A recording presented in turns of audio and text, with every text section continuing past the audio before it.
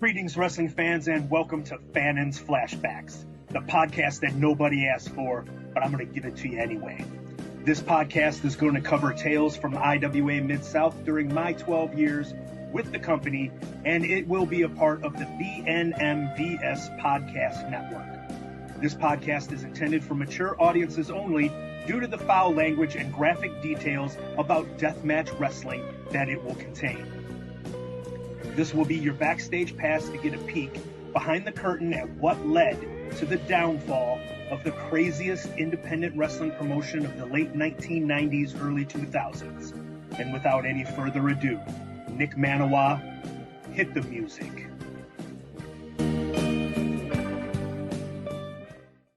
Greetings, wrestling fans, and welcome to Fannin's Flashbacks. On this episode, we are going to be discussing the IWA Mid South lost tapes, the TV shows that were unearthed by the Between the Sheets podcast. They had put out an ask to all of their listeners, asking for the TV shows. If anybody in the Louisville area had taped these things off of TV and still had them, because there was no existence of this stuff previously. Somebody sent in 4 episodes. As you're watching this one, the first 2 episodes were already discussed by Ben Rich and Les Johns with me on episode 41. We are now on episode 42, and I am joined today by Rich Wayne and Brent Blades. Like Ben and Les, these are also returning guests to the podcast. Rich Wayne was on episode 5. Brent Blades was on episode 2, and they get their return, and we can talk about some stuff that we might have forgotten on those episodes or felt like we wanted to get in after we had stopped recording. And plenty has happened in our lives since episode 2 and episode 5. Now that we're, almost 40 episodes beyond that, with Brent is 40 episodes beyond his appearance. So a lot has happened in those 10 months, and we can talk about some of that later as well. Guys, thank you for joining me again on the podcast that nobody asked for, but we're going to give you repeat appearances. How you guys been doing? Good, Jim. It's good to see you again. Just saw you yesterday, but it's good to see you again. I got my Fannin family hat on, but I'm going to take it off because it's got this weird shadow going on. So I support the family. I'm in the family, but I'm going to take the hat off for now. Oh, okay. The glare. Put it back on. Put it special back occasion to see Rich without a hat. Right. Yeah. This is very special. Yeah. Oh, he's gonna. Oh, there we go. There you go. That doesn't help. Is that okay? Yeah, that doesn't. Yeah. That looks really bad. That was great. Rich with his hat on backwards, doing his We're Ken 2 minutes Griffey in, and that's Jr. already the highlight. Right, that's already the highlight. We almost got him to throw the hat, Brent. We almost got him to throw the hat. And we would have had it on camera this time. All right. Exactly. Okay, so episodes 1 and 2, did you guys watch 1 and 2 ahead of time, even though those weren't the episodes you were going to do? Do you have any quick thoughts that you want to add on 1 and 2 before we start 3 and 4? Brent, you were there. I'll let you go first. I don't know. We talked a little bit in the messenger, and you had told me how there was a lot of Kenny Bolin, and I can't. It was an awful lot of Kenny Bolin. That's what sticks with me the most. You're exactly right. I remember from years ago him being there, but I didn't realize he was out practically every match. It seemed like, kind of like you were when you know what I mean. I didn't realize it was that bad. But yeah, he's always on your screen. It seemed like that's the main takeaway I had. Yeah, it was interesting that the angles from episode 1 led to the matches in episode 2, or at least some of them. So that was Right. At least that part was well done. Yep. Some of the matches, especially on episode 1, I don't think were representative of IWA. No, not at all. To be kind. Yeah. But it was interesting. The video quality was not great considering it was on TV, but Even Um, for 1998 standards, you know. right, right. Yeah, it was interesting. The people, if the listeners to the podcast have already watched episode 41 before they've watched this one, which they should have, they would know my opinion on. I absolutely hated those two episodes, and I think me, Les, and Ben both said, or all three of us had said that if that was our introduction to IWA and we had never been to a show and we just stumbled across that at 2 o'clock in the morning when it was airing on TV, we would have shut it off and we never would have went to a show because it was just, as Rich said, not representative at all of what the product was. And it did though show like how quickly Ian would escalate things on the angle side, Right. where you have one altercation leads to a loser leave town for a whopping 30 days uh, match on the Yeah, second episode. And it's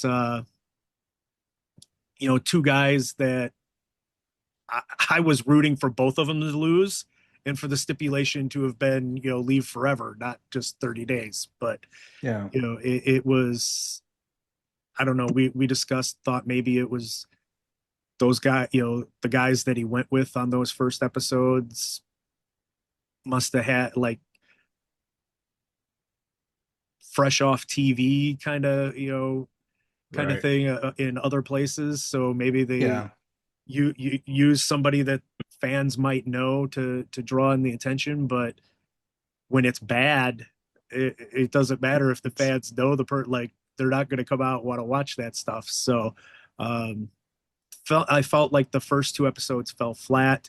I was scared. I didn't watch these two episodes until earlier today as we were taping. Um, and I didn't pay full attention, but it wasn't annoying me as badly as the first two episodes. So hopefully we'll have fun with this one at least. And, you know, are either one of you going to call this phone number and see if it's still a programming hotline for Channel 50? Does Channel 58 still exist? It does. Okay. And It's it's still Fox even, 41? yeah, yeah. Okay. Yeah, 58's a little bit more of a full power station now than it was back then. So there's a Okay. chance that number's still in operation, then, is what it sounds like. Okay. Could be. Perhaps. And the probably the one thing that made me laugh the most as I was watching today was when Ian put up the hotline number for IWA, it was like, call and tell us what you think, Right. even if it's to tell us that we suck. And I was like, how badly did they have to twist his arm to say that? Because the last thing that man ever wanted to hear Right. was a negative comment about his shows. And Right. so for him to have said that it just made me chuckle knowing that. But we're gonna go ahead and get this party started on the episode, and this will be the third episode. I believe this one the February 14th, Yeah, yeah, There you the go. Valentine's Day episode. And yeah. here we go. Crap. Don't want the sound. Damn it.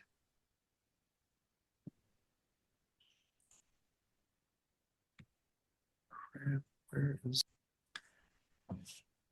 All right, so here we go with the episode, guys. Let's see if episodes 3 and 4 are any better than 1 and 2. And here we go.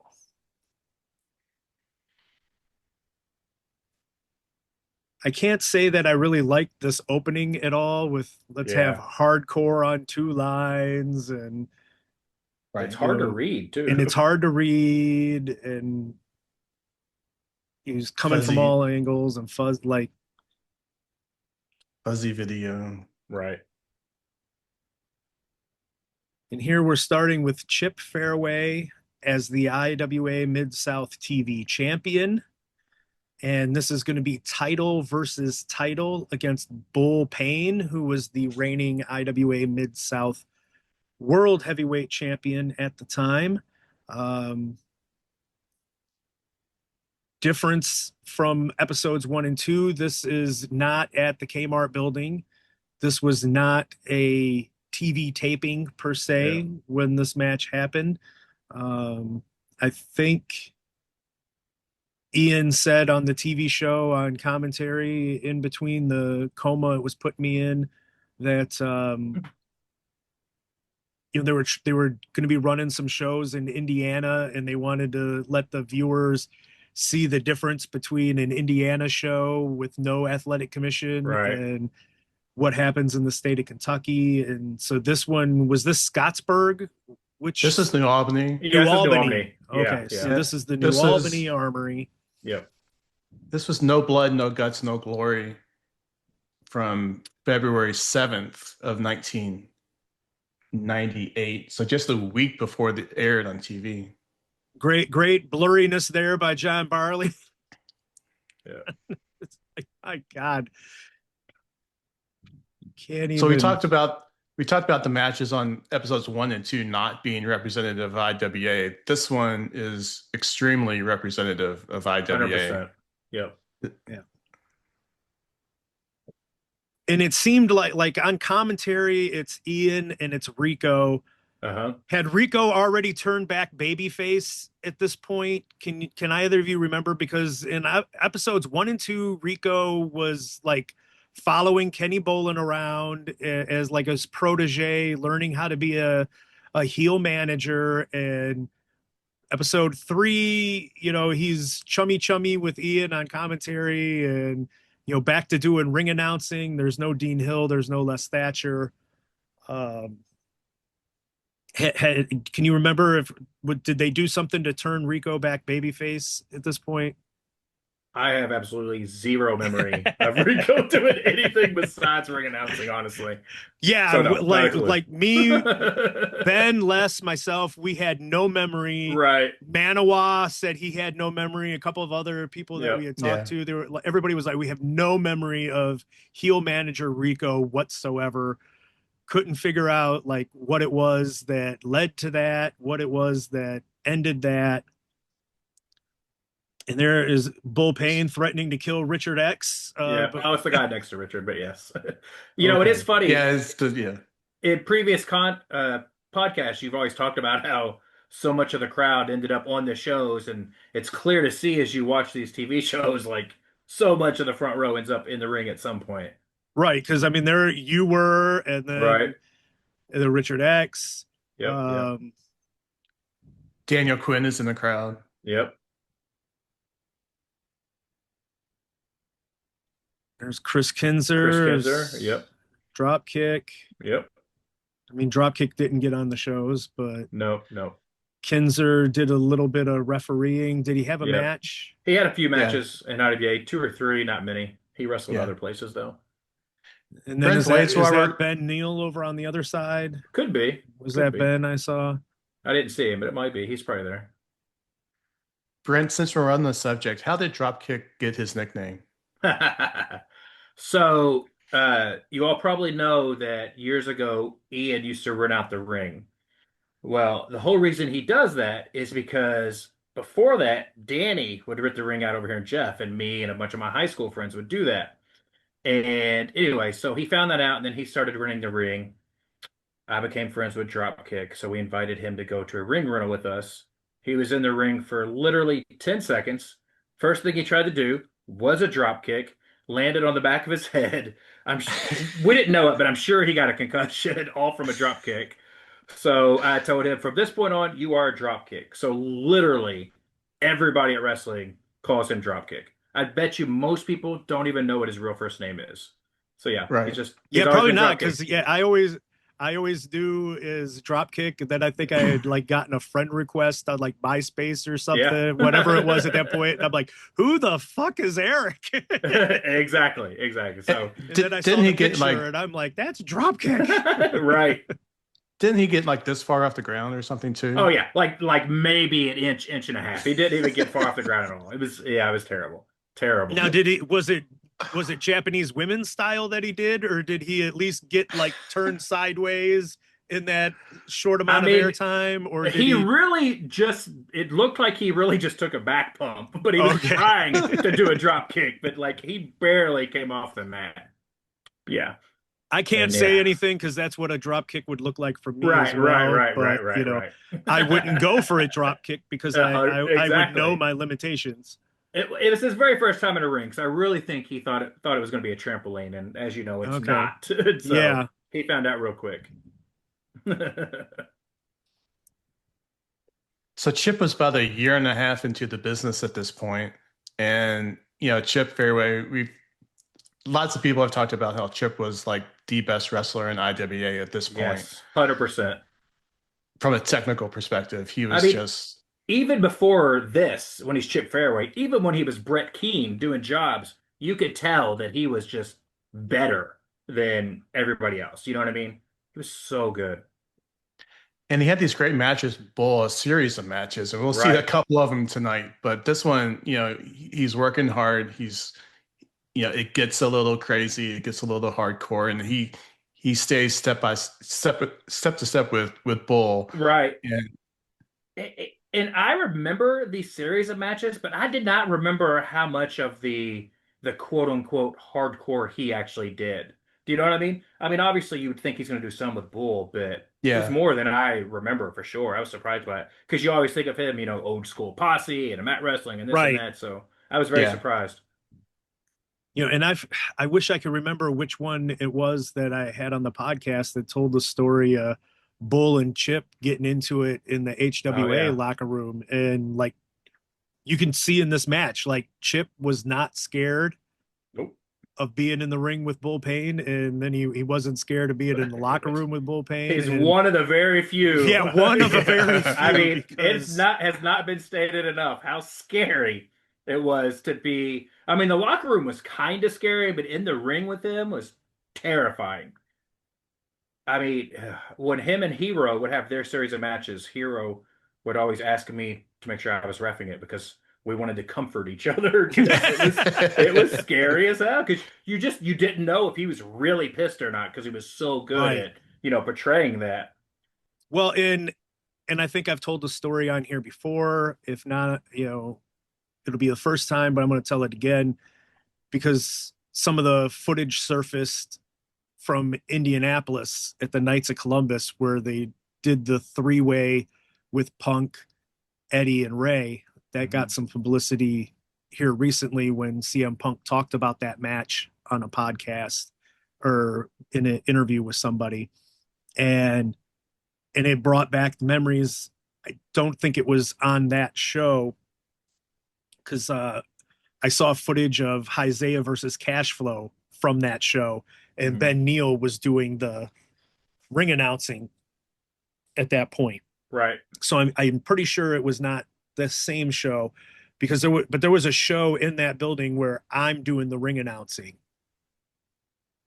And Bull comes to the ring and I'm the ring announcer and I'm not paying attention. I'm like jaw jacking with somebody in the crowd.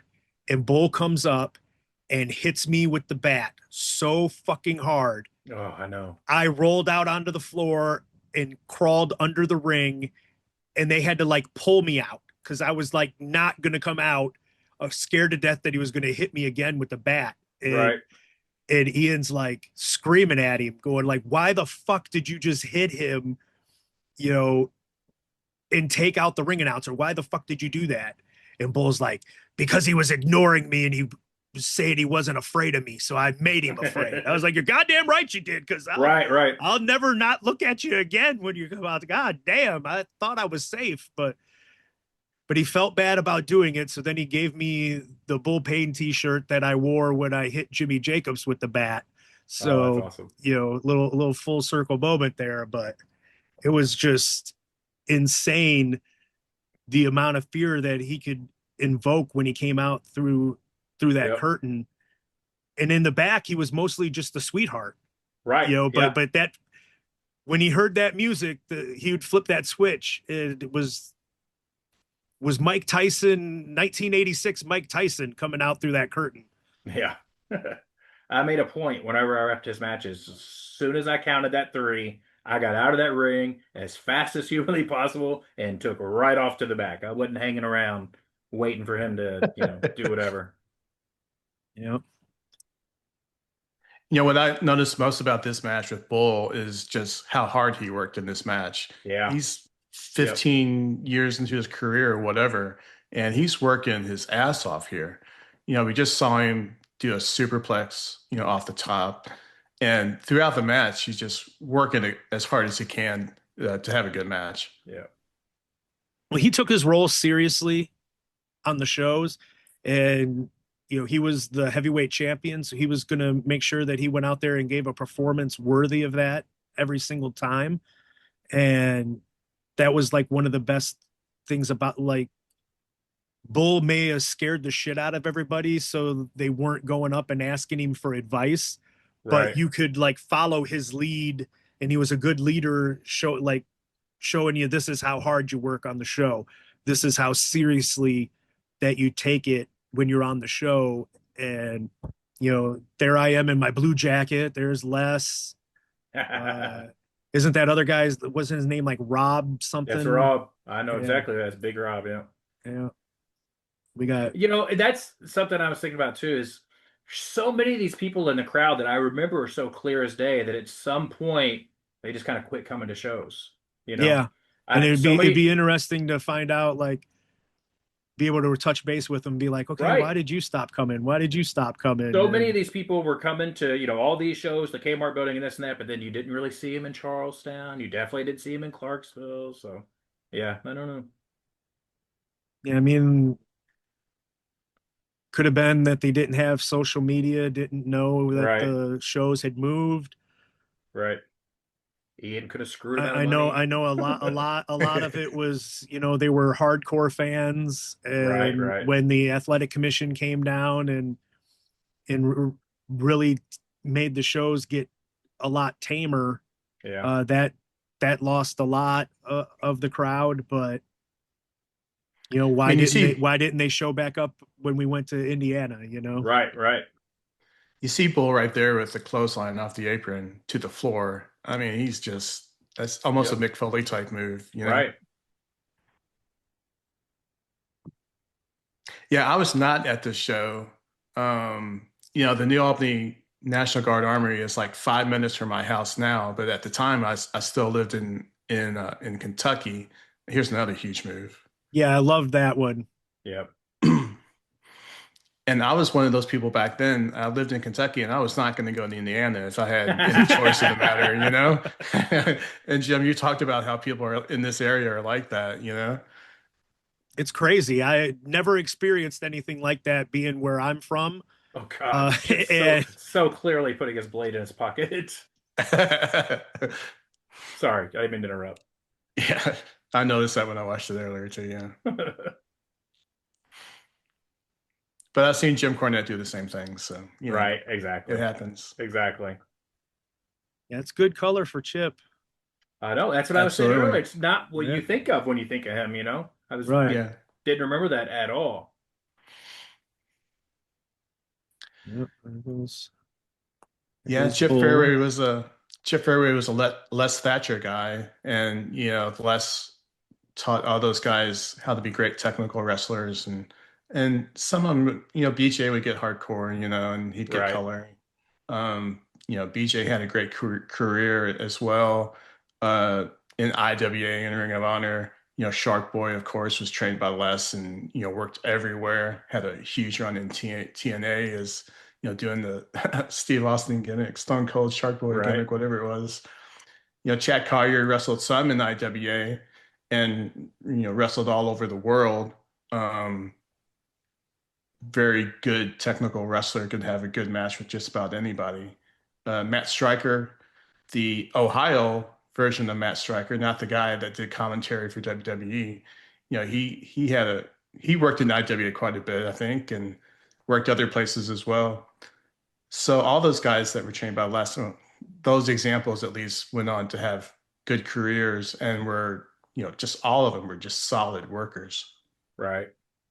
Yeah, very good. And yeah, the match striker you're talking about was actually in the Fannin family, was part of Super Mean, the in between or at, post superheroes, post Mean and Hard. So we had like Mitch Page was in there and BJ and then Matt Stryker. I think Todd Morton at one point became part of that little group. And Yeah, Chip was one of those guys that deserved to have a shot at, one of the big companies. And it's a 100%. shame. It's a shame he never got that opportunity for other people, for everybody to see him work and not just fans in our area. Right. yeah, And then one, I tried to look it up the other day because I knew that we'd be talking about Chip. And I've told the story of the first road trip that I had ever went on, which was that triple shot from hell in Wisconsin with the guy writing all the bad checks and sleeping with Sherry Martell and all that. So I've told that story, but like the second road trip that I ever went on, and I tried to go back and tried to find it and see like what all happened on the show, but I had taken Ian, Chip, and Shark Boy to Birmingham, Alabama Ooh. wow. for a show. And it was like in one of the big buildings in Birmingham, because it was like a auditorium that seated like a few thousand people, and it had Skandar Akbar and One Man Gang was on the show, and Reckless Youth and Mike Quackenbush were on the show.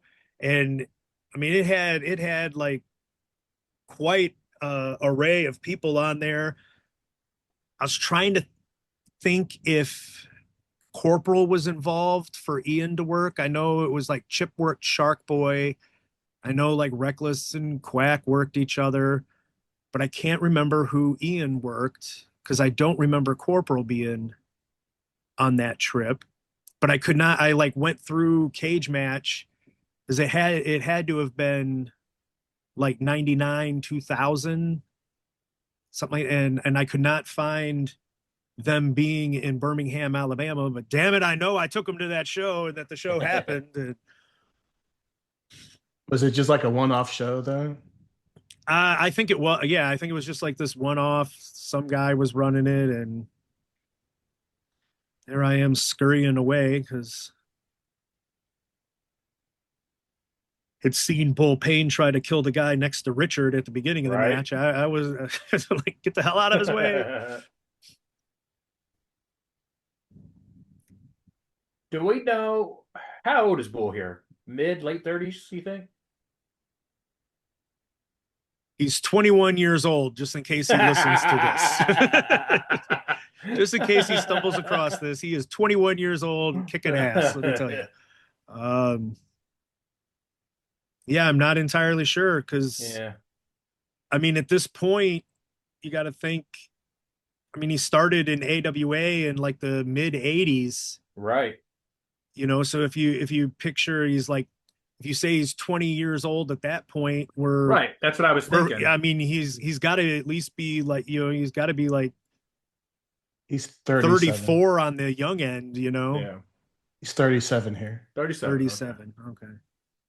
Well, he looks 21, like Jim He said. looks 21. He's moving like a 21-year-old. He's working so hard here. I know. That's impressive. part of what I was asking. Yeah.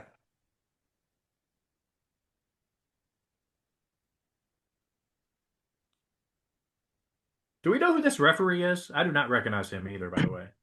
You don't recognize the ref? Well, I haven't really seen a good look at his face, but I'm trying to see. It's not Harry Palmer, is it? Yes. It is. Is it? Well, it's Eric Moore. Yeah, fair enough. I need to see his face. I assumed that's who it was, but it doesn't. He's still awfully skinny. you know. Yeah. Yeah. Okay. I did see his face On right there. that referee That salary. definitely looks like him there. Yeah. Yeah, on that referee salary, he was Right. That's what it is. starving, Damn. starving to death. So he's still skinny. Right. He may not have been making the big bucks at UPS yet.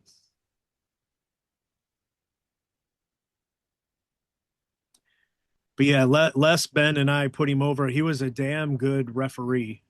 Yeah. We really loved him as he was like the best part of the TV tapings for episodes 1 and 2. Wow.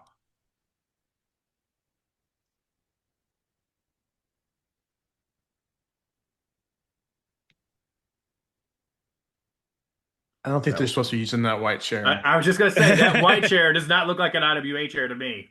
No.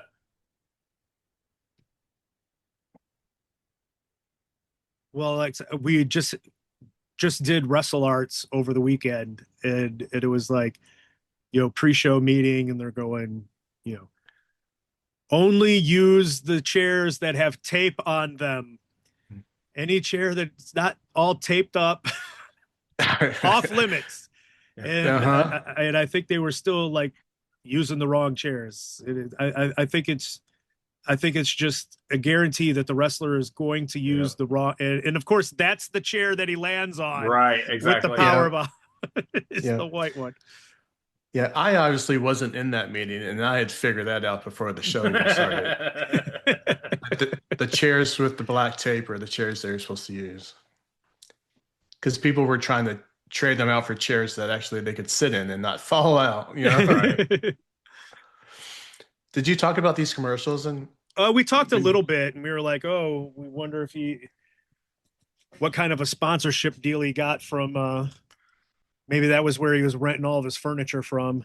No. I actually met the lady that was responsible for these ads, and she brought the ads to Ian and brought the money to Ian and said, "Here you go. Here's some ads and here's some money. Just put the ads on the show." And she didn't feel like she was appreciated, and so that was another relationship that quickly ended. But she just gave him these ads and the money, and he never really showed appreciation for that. So that was the end of that. I'm shocked. That is shocking news to hear. Just absolutely shocking. Yeah. And thank you, Eddie. Thank you, Garth Brooks, for personally giving permission to Ian Rotten to use your song on that one. The dance was playing for all those ads, and then we're joined in progress here, Ian Rotten versus Cash Flow, and this was just a brutal murder. Were you at this show, Jim or Brent, either? I believe I was at this show because I think I remember Cash getting this beating, and here's I don't remember. I would assume I was. Was this the Bardstown show or something? I think this was Bardstown. It looks like it, yeah.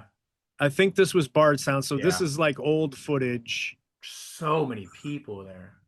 Sherry Martel. Because I think this is the Vampiro TV taping. I think you're right. And it seems like it lasted 12 hours. Cash had gotten in trouble. We won't get into specifics, but I think Cash had gotten into trouble, and so this was Ian making him pay for getting in trouble.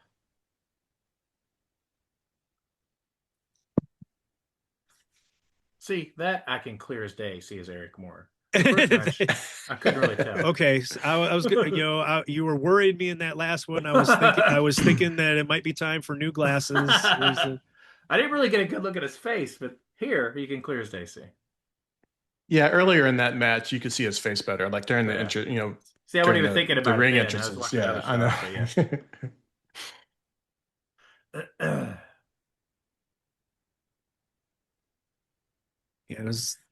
These episodes are real heavy on Ian Rotten suplexes, and you saw he did the little Taz pose because he would always. Again, you have no idea what to believe, what not to believe, but I know he had always told me that he had thrown a suplex in ECW, and Taz came up to him and was like, "I am the only one that can throw suplexes in ECW," and it really pissed Ian off. So Chris is very happy about that DDT. Don't know if y'all saw him jump out of the chair.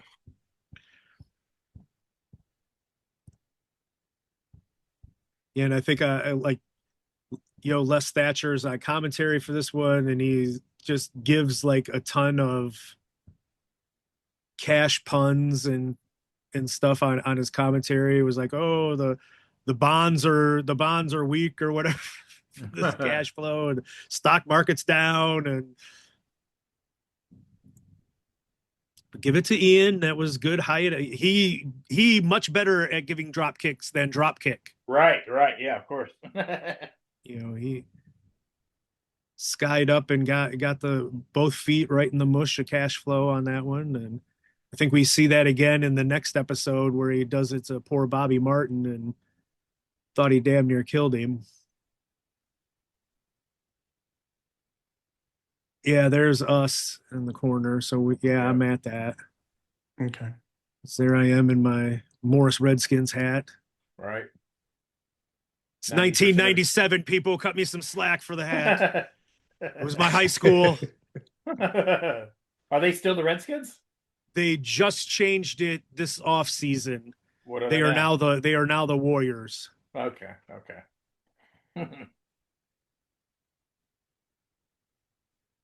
Ian conveniently falls shit. down.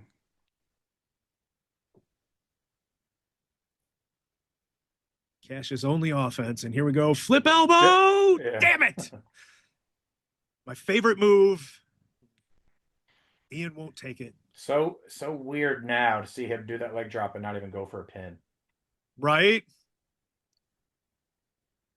Everybody happy with the Rotten Rush.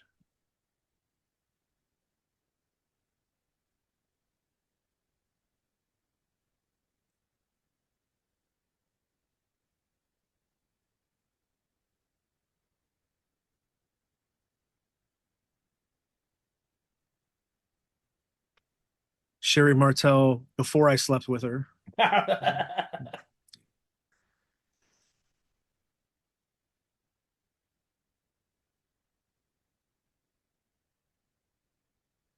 You can get your jewelry for $10 a week. Get your big screen TV for $30.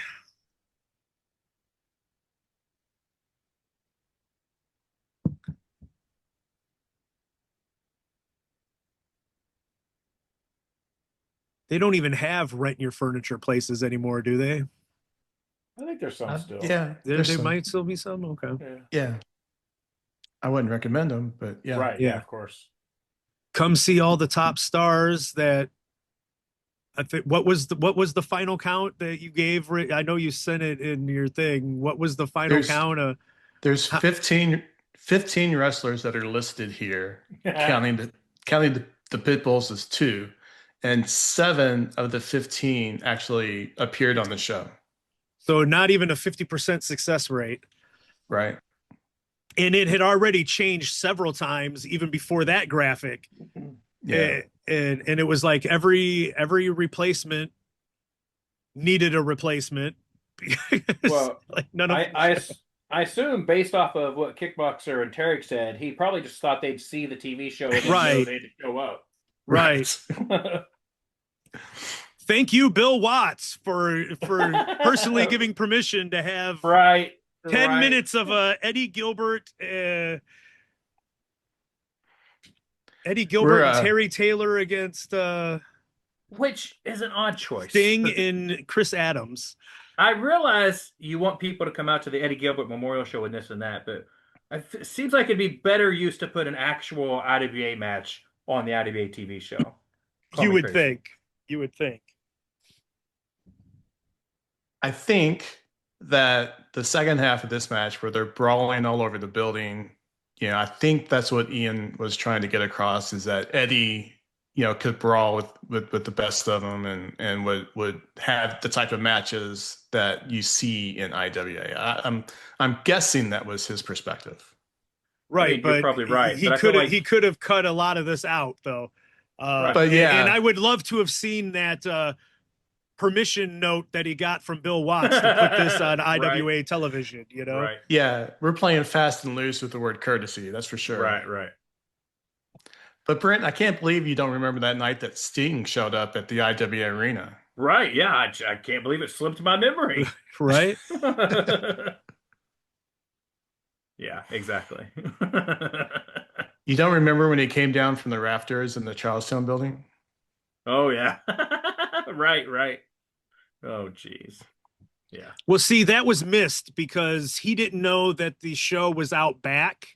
Oh, Okay. that's what it was. So he came in, he repelled from the rafters, but Right. everybody was outside because the show was an outdoor show instead But- instead of being inside. So his lone appearance in IWA.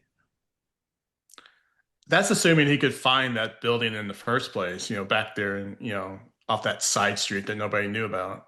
Right. Well, it was, I don't even, I mean, that was just the driveway. That wasn't an official street. It was, Yeah. And then we were really screwed once they no longer had the bulldozer Yeah. up at the road. So we couldn't, on the hotline, we couldn't say if you pass the bulldozer, you've gone too far. Well, do you remember that sign we used to carry all the way out to the street? Yep. And back and forth? Or we'd have Kelly or BFE or somebody do Right. it? Well, SFK, we're not using Kelly here. SFK and BFE. Yes. SFK, yes. Rick Steiner did look jacked in this video, that's for sure. Yeah, I can vaguely remember this time frame of UWF and watching it.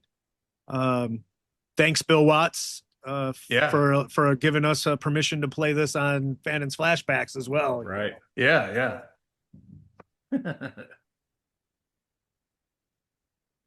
Not quite as egregious 40 years after it aired, as opposed to 10 years, but Yeah, here's the part you were talking about, Rich, where they're brawling around the building. And so, yeah, I mean, Eddie Gilbert definitely would have fit into IWA. Him and Ian definitely would have had 14 falling outs in a 3-month period. And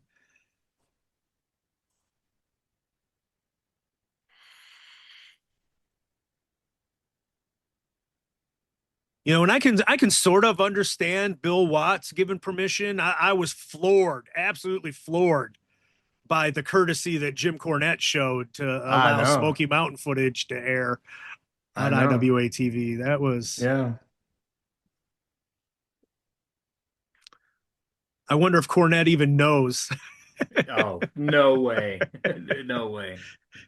It's like maybe that's the true where the beef comes from, is that. Yeah.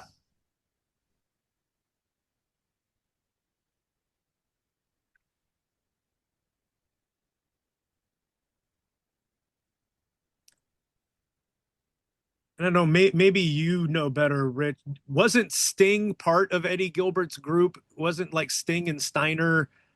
I thought like Sting and Steiner were like a young tag team in the Hot Stuff International when I first started watching UWF. I did not get to see UWF, and Okay. I did not go back and get any tapes or anything to watch it. Did you ever watch any, Brent? Do you know? Not really. No, just very little here and there. So I do not know the answer. Because it's like, if I'm remembering correctly, it's like one of the only times where Sting's a heel in his entire career. Seems plausible. What was young guy just getting started.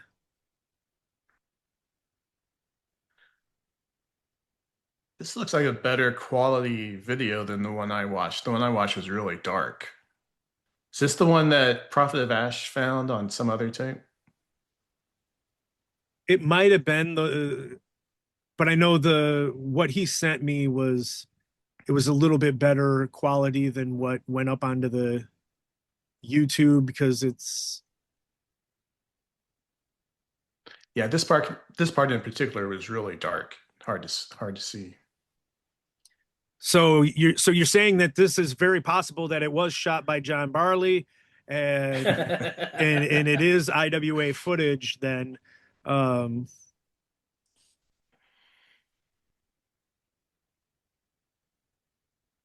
I was shocked when they're doing this brawl around and you look up and you see how empty it was in the Yeah. upper part of, it was like everybody was down on the floor there. Yeah, this is from the Battle of New Orleans, which I don't know anything about. I'm not sure what building this was in New Orleans. Yeah, I mean, I know they ran super shows in the actual Superdome, but yeah, this definitely isn't that. So yeah, I don't know Was what else they ran in New Orleans. This is 1987. This Junkyard Dog might be in WWE or WWF at this time. Yeah, I would think so. yeah, as I think he started in WWF like 84, 85. Because he was huge in New Orleans. Yeah, he was huge in New Orleans. I just like rewatched that episode, Dark Side of the Ring, and the story about the fan wanting to shoot Michael Hayes because of the blinding angle that they did to Junkyard Dog, and how he's like sitting there with like a dilemma of, do I break kayfabe and save Michael Hayes, or do I just sit here and play up the that I'm blind? And I think never met Bill Watts, but every story I ever heard of Bill Watts, I think the answer would be you'd have to sit there and play blind, because Right. he would be more pissed that you broke kayfabe and saved Michael Hayes than if Michael Hayes had gotten shot. Because I know that everybody said he had the rule that, if you got challenged in a bar, you had to fight and you had to win or you'd be fired. So I'm sure he would have been just fine with one of the guys getting shot. Here we are. Thank you for your great courtesy, Jim Cornette, Yes. allowing Smoky Mountain. And this is probably just 2 or 3-year-old footage at the time. Right. Oh yeah. So Yeah. a huge thank you, Jim Cornette, for allowing IWA to use this footage. But like you had pointed out, Brent, is this going to get you to come out to the Eddie Gilbert Memorial? Because I mean, Exactly. Eddie's not wrestling Right. on it, and Well, Ricky was on the first IWA Eddie Gilbert Memorial show, but he wasn't on the one they're advertising. right, But he had a great match in that first one, a brawl with Tommy Rich that went all over the building. Just seems like on the IWA TV show you'd want to feature IWA talent, or you would think. Well, this was such a hodgepodge show, Right. such a thrown together show, Yeah. one match from the Albany and one match from Yeah. Bardstown, these Right. two matches, yeah, it's almost like he wasn't anticipating that he had a TV show to do, Right. and Exactly. then Rico probably had to be like, "Hey, we don't have Well, anything for an episode." Well, and the thing is, well, the casual wrestling fan, at least in my opinion, doesn't really go to wrestling shows just for the wrestling match. They want some sort of story angle to keep them, interested. And there's none of that whatsoever. As you said, just a hodgepodge of matches, which is right. great if you really love wrestling. Not so great if you're just a casual fan. You know what I mean? Well, and we've talked about it yeah. ad nauseum on these episodes in the past. Ian's whole thing was always, you know, all I have to do is just put on a show and the people will find out about it and Right. magically show up and they'll be, I just have to put on the show and everything else will work itself out. And like, because if he saw that there was a wrestling show, he would go to it, if he Right. was when he was younger. but that's not how 98% of Exactly. fandom works. You know, Exactly. like you said, if you don't have something to give you a reason to want to go see it, Yep. unless it's the top stars in the world, Right. you know, you need a hook to get you to Yep. care enough to get out of your house, to go spend money, to travel and go sit in a bit like, and for an IWA show, go sit for 8 hours of your life, Right. you know, to go do this thing. You gotta, it's a commitment. Yep, definitely. Yeah, and Ian wanted you to go to the show just because it said IWA on it. He didn't Right. even, if you asked who's going to be on the show, he'd get mad. Yep. Here's referee Mark Curtis. He was such a Also, good referee. Brian Who Hildebrand. actually did make an appearance in IWA. Yeah, he was on So one of the Eddie Gilbert shows, I think right? he's on Either he's first on one- the Gilbert Memorial that is being advertised. So that Oh, is There you the go. purpose. There you That go. is why this match is being aired. It is to advertise Mark Curtis IWA talent, refereeing, Mark Curtis. We figured it out. who Also I known don't as even a shooter. yeah, Right. well, yeah, that he is. But you know, not even one of the advertised names. Yeah. But Okay. but he's there. He's there, and he's actually on this. So that's why this is being aired. You know, come on out and watch Mark Curtis referee. Yeah. And I think Les Thatcher was on commentary for this, so you know it's shared commentator. It's Yeah. so it's like it's IWA. You're right. I take it back. It does feature IWA talent. Yeah. Two Plus out the of the beat. three people in the ring worked for IWA Mid South, Right. and the other one's brother and father worked for IWA Mid South. So it's like he worked for IWA. Right. Mid-South. Yeah. It all works.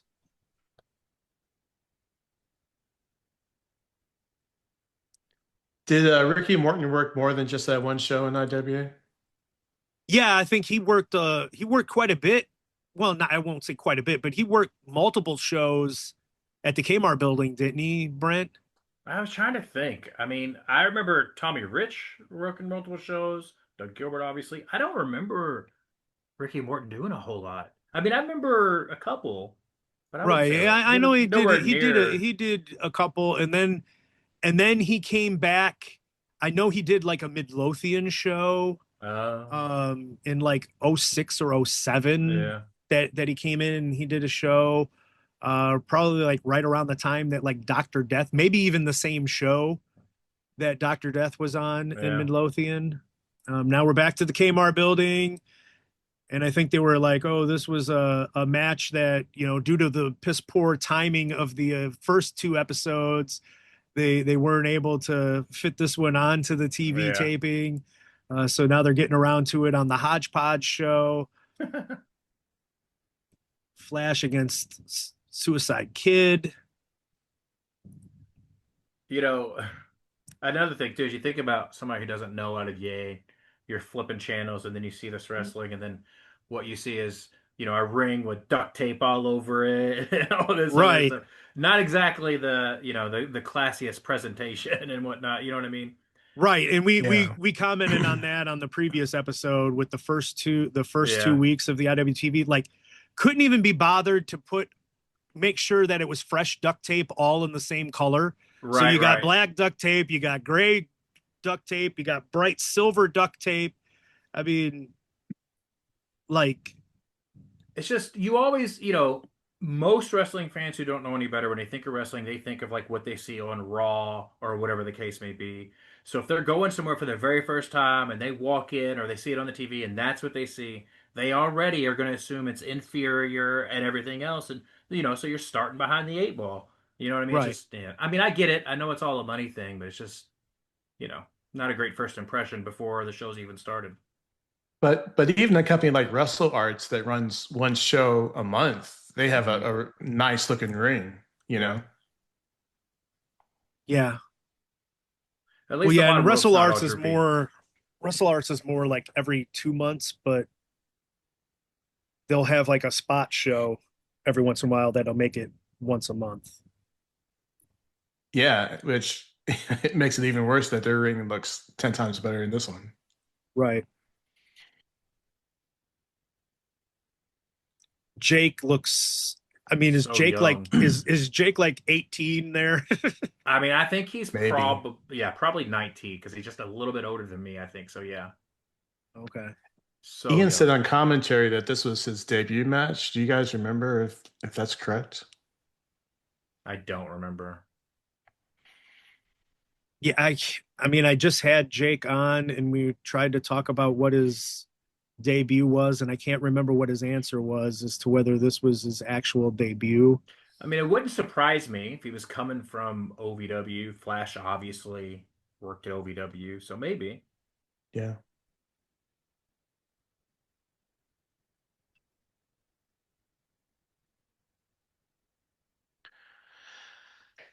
But that was another one where Jake was like coming to the IWA shows. So even though Right. he went and trained and got started in OVW, Right. it's still yet another wrestler out of the crowd. Yep. One less ticket for Ian to Right. sell.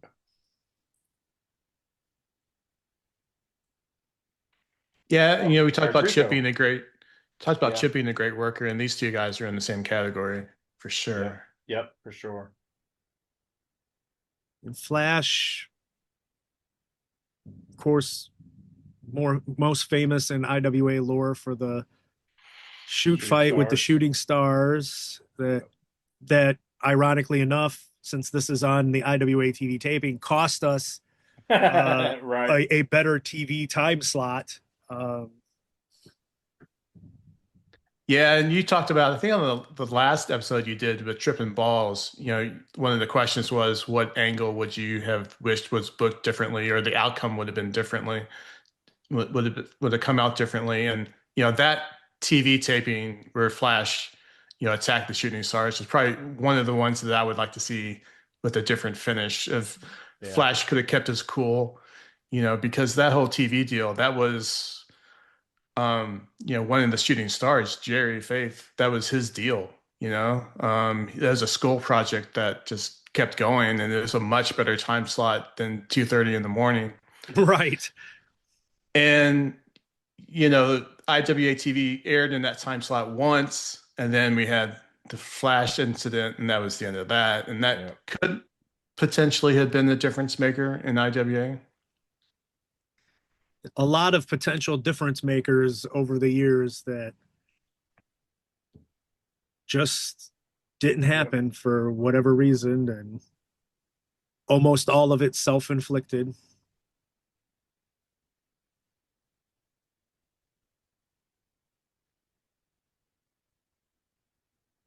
It's like I Have had you told. have you reached out to Flash?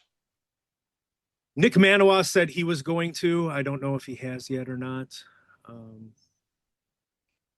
I just sent like a friend request. I think he had popped up on my list of who you may know kind of things. And so I Yeah. just sent a request. I don't know if he'll respond or not. One thing that I have come to find with this return to wrestling that I've done is trying to get responses to messaging is not the greatest. And it seems like every time I go to message somebody, I get this person has like notifications on silent. Do you want to push through a notification anyway? And I'm like, well, if they've got notifications turned off, I better not push through a notification. That'll get me blocked. So no, and it's like 2 weeks later, they'll like stumble upon it in their inbox and be like, oh, just now seeing this. Like, yeah, well, now the message means nothing now. Go on about your day. And it's like everybody. It doesn't. And I've noticed it could be like, I could be like messaging back and forth with somebody and we'll have like 4 or 5 exchanges. And then I'll like send one more thing and it'll have something that I want to answer to or whatever. And we'll go unread for the next 3 weeks. And it was like, okay, I guess we were done with that conversation. And then when I finally see them, like at a show or something, I'll be like, did you happen to see it and just not reply? Like, is there a better way to reach out to you? I sometimes technology is good, sometimes technology is bad.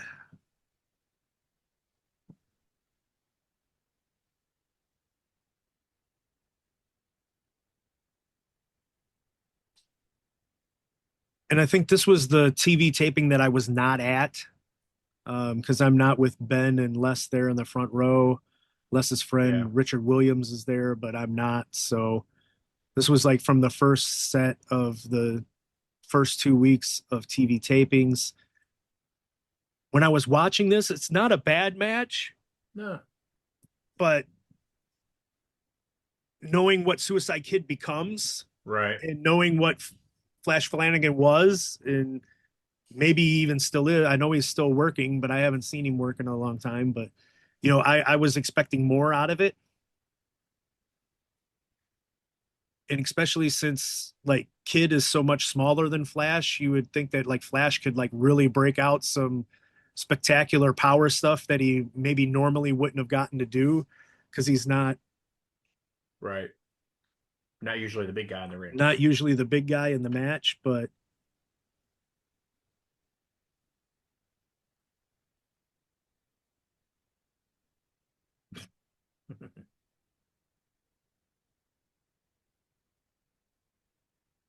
okay. So there was a Sabu. salute to Sabu followed by an FU. Is that Suicide Kid trying to be a heel? Now that was 100%. beautiful. That was beautiful. Yeah. Especially since he didn't bounce off his forehead like Necro Butcher Joe. Oh yeah.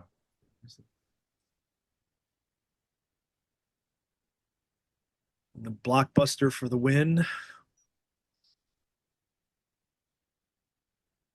Our great friend Kenny Bolin out there yet again. So had this aired when it originally was going to air, it would have just increased the Kenny Bolathon.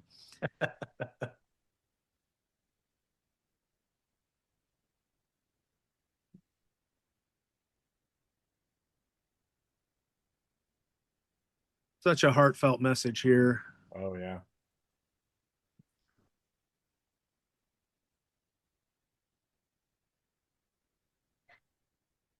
You got any cowboy jokes, Jim? Well, you know, this is probably about the last time the Cowboys were in the Super Bowl is from when this was filmed and aired. Emmett Smith's looking a little rough.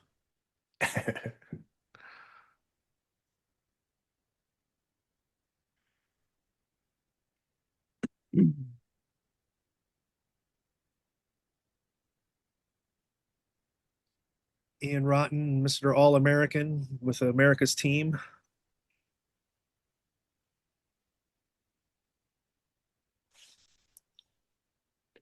So this TV show aired on the 14th. We said Valentine's Day. There's a TV taping that took place on the 12th. That's going to be the matches on the next show.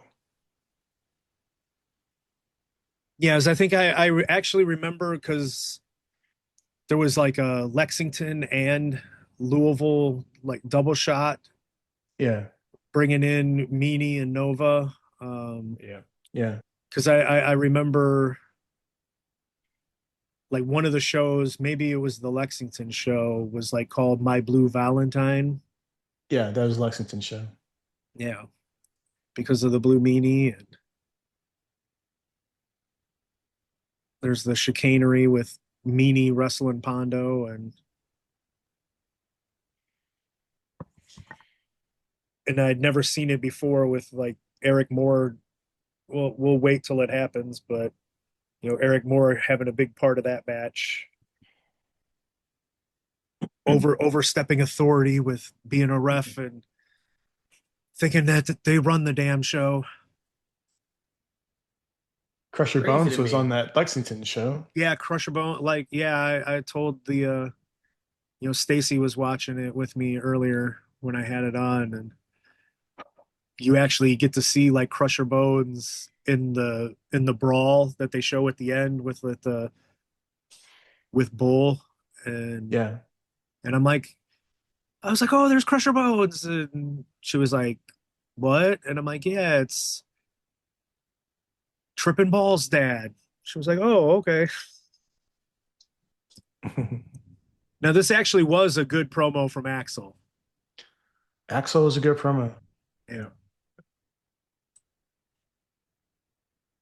But kind of weird though, winding down the last like 6 minutes of your TV shows to just one very subdued, laid back promo, and then Right. Axel. That's what I was gonna say.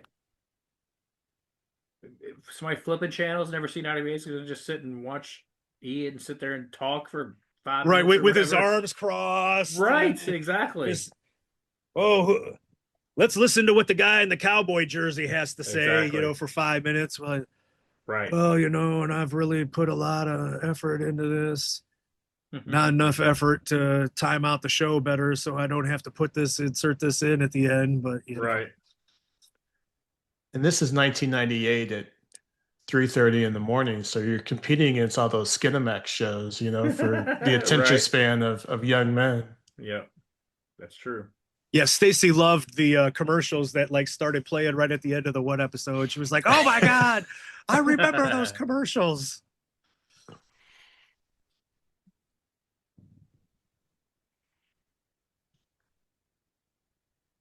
But yeah, Axel was such a good mind when he actually was clean or clean enough anyway. And I was kind of surprised. You would think that the ECW guys would have had like some kind of a contract where they wouldn't be able to be on other TV shows, and maybe they did. I don't remember Ian giving a courtesy of Paul Heyman. Thank you for letting us put Right. Supernova, Blue Meanie, and Axel Rotten on our TV shows, but Well, Sabu and Rob Van Dam would come down for the KCW shows, Yep, Mike 100%. Samples group, and they were Yeah. on TV, every week for KCW. Yeah. which might have been because Ian was putting the other guys on our. So Heyman's like, here, go do this. No, Sabu was friends with Mike Samples going way back, and he would just come down for samples. And then he Okay. brought Van Dam with him after a while because Van Dam was still living in Michigan at the time.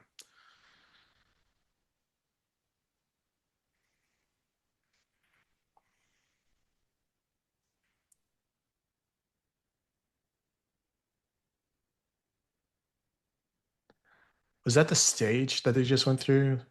Like that stage that was in the back for TV commentators?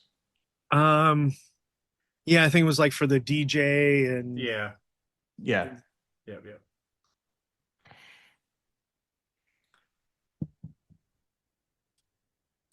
yeah, I just still don't get that open where you Yep. freeze frame it, and Yeah. here we got.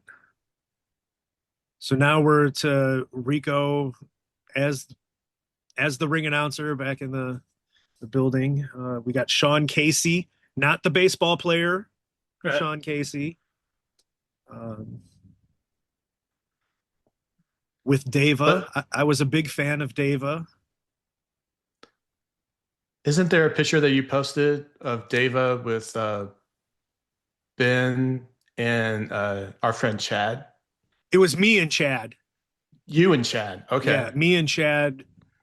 I'm in the KWO Kenny World Order Mocking Bolin shirt that I told you guys Ben Rich was telling me on the like this past episode was telling me that Kenny Bolin has a book, and Ben Rich is like the only person in the world that bought a copy of it, has a copy of it, and Kenny Bolin was talking about the four guys in the crowd that went and made KWO shirts, to as his fans, and like there was two of us.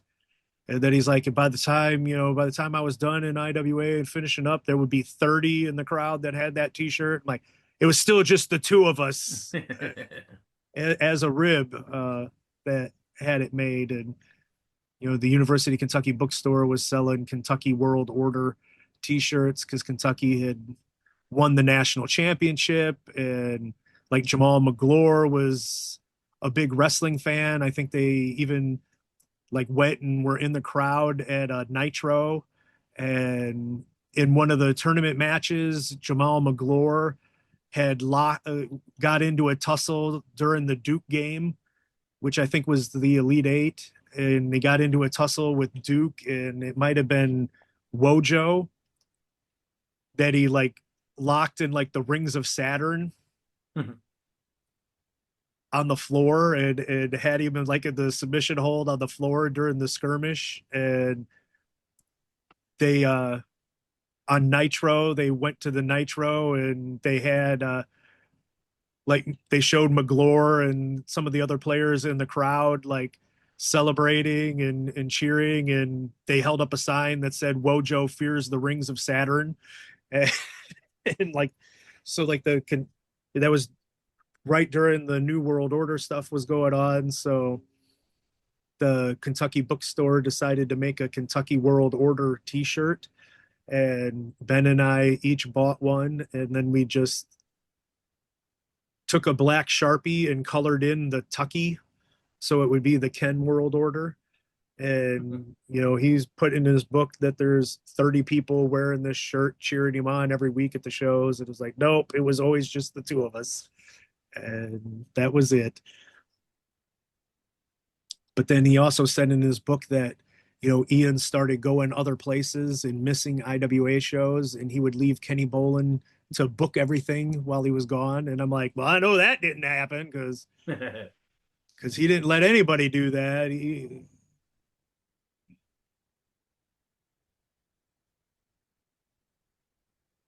We got this match going on. Supernova had started with like a promo, just absolutely belittling, putting down the ring, everything that we've talked about with the ring. He like slammed it for being inferior, and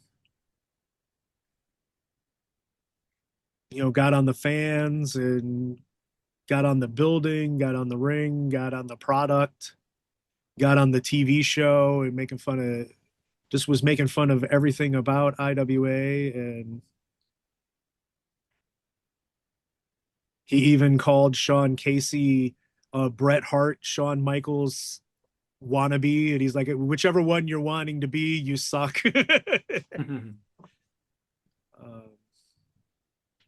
Yeah, I think if Sean Casey would have had a run in a bigger company, then he would definitely be up for an episode of Dark Side of the Ring. Yes, he has quite the history. He was arrested and convicted of wire fraud in 2014 because he operated an adult entertainment and exotic dancer business named Naughty Bodies. And he employed women that were also busted in prostitution stings. And he ended up making a plea bargain deal. He got sentenced to 21 months in prison and had to turn over $32,000 of cash that they found at his house because he misrepresented the nature of his adult business on credit card transactions. He would say that they were for clown shows or limousine services or anything but exotic services.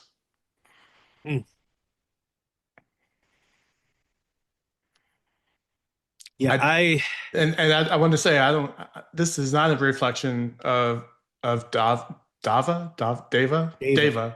Yeah. Not implying anything about her because I don't know anything about her, but he did employ women that would do things like that.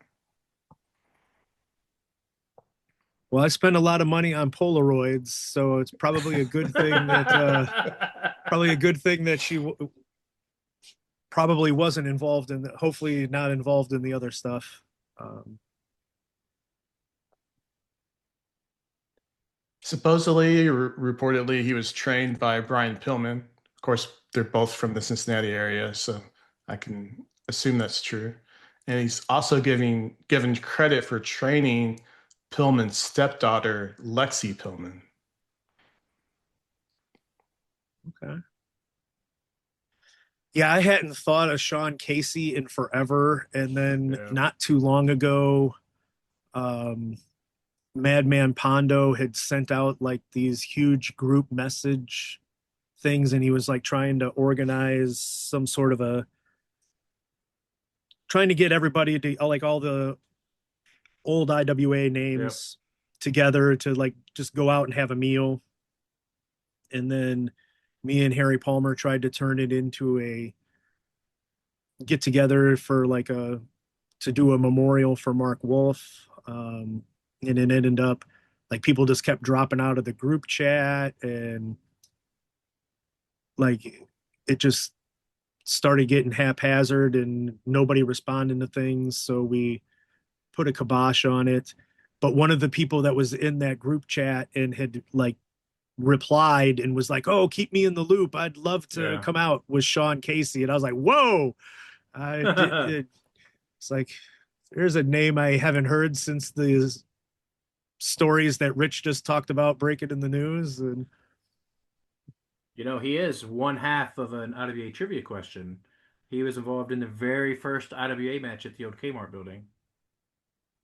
Wow. Very first match was Sean Casey against Ivory Nichols. Wow. On that October 10th, 1996 show. I was late and asked Dropkick, who was sitting next to me when I got there. I might have already said this, but I asked him what I missed, and he said Sean Casey against Ivory Nichols. I said, "Was it any good?" And he laughed at me and said, "No." Why would you ask? As a matter of fact, it was not. But was Dava there? Because that would have at least been. That's true. I don't know. That would at least would have been something good about it. Right. Yeah, Eric Moore is the referee here. I don't know if Dava had anything to do with the name that he adopted as a wrestler or not.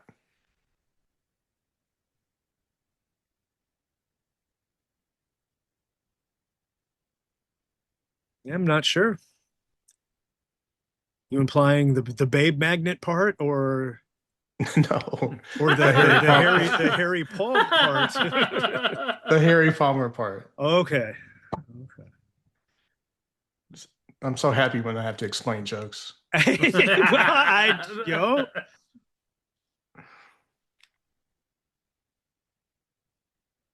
I didn't want to say anything bad about Harry Palmer, Eric Moore,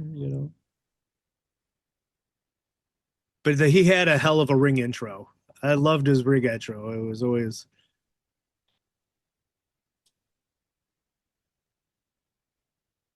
hailing from your girlfriend's bedroom about a half hour ago, and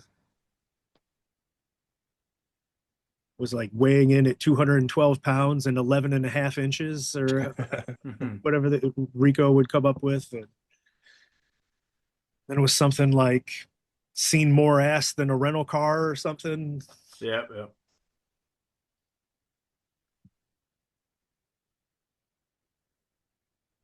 And I remember it made me so mad because Harry Palmer started in IWA, had that intro, had that gimmick, was coming out to, Short Dick Man as the song and just playing up that character.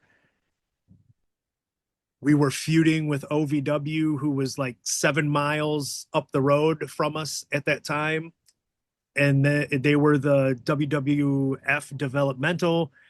And within like 3 months of Harry Palmer debuting, they trot out Val Venus onto TV, and then everybody tried to say that Harry Palmer like stole that from like Val Venus wasn't even a thing, and then just magically happened.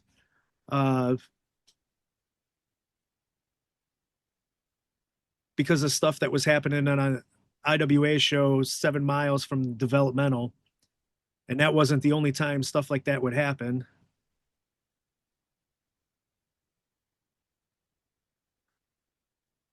Supernova gets the victory.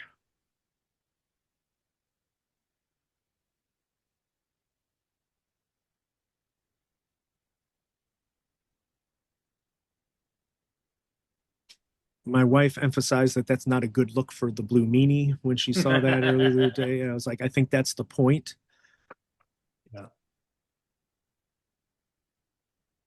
She did pop for the coupon madness at Al Renko, though. Sure.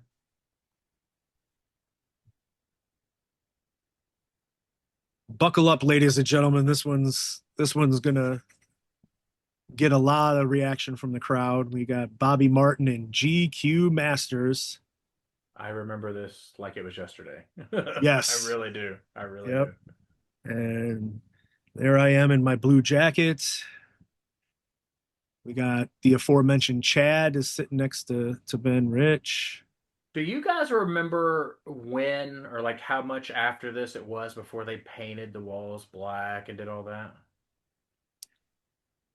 It was shortly after this, and then shortly after that, we were out of the building because they found all the money in buckets at the one dude's house for the bingo.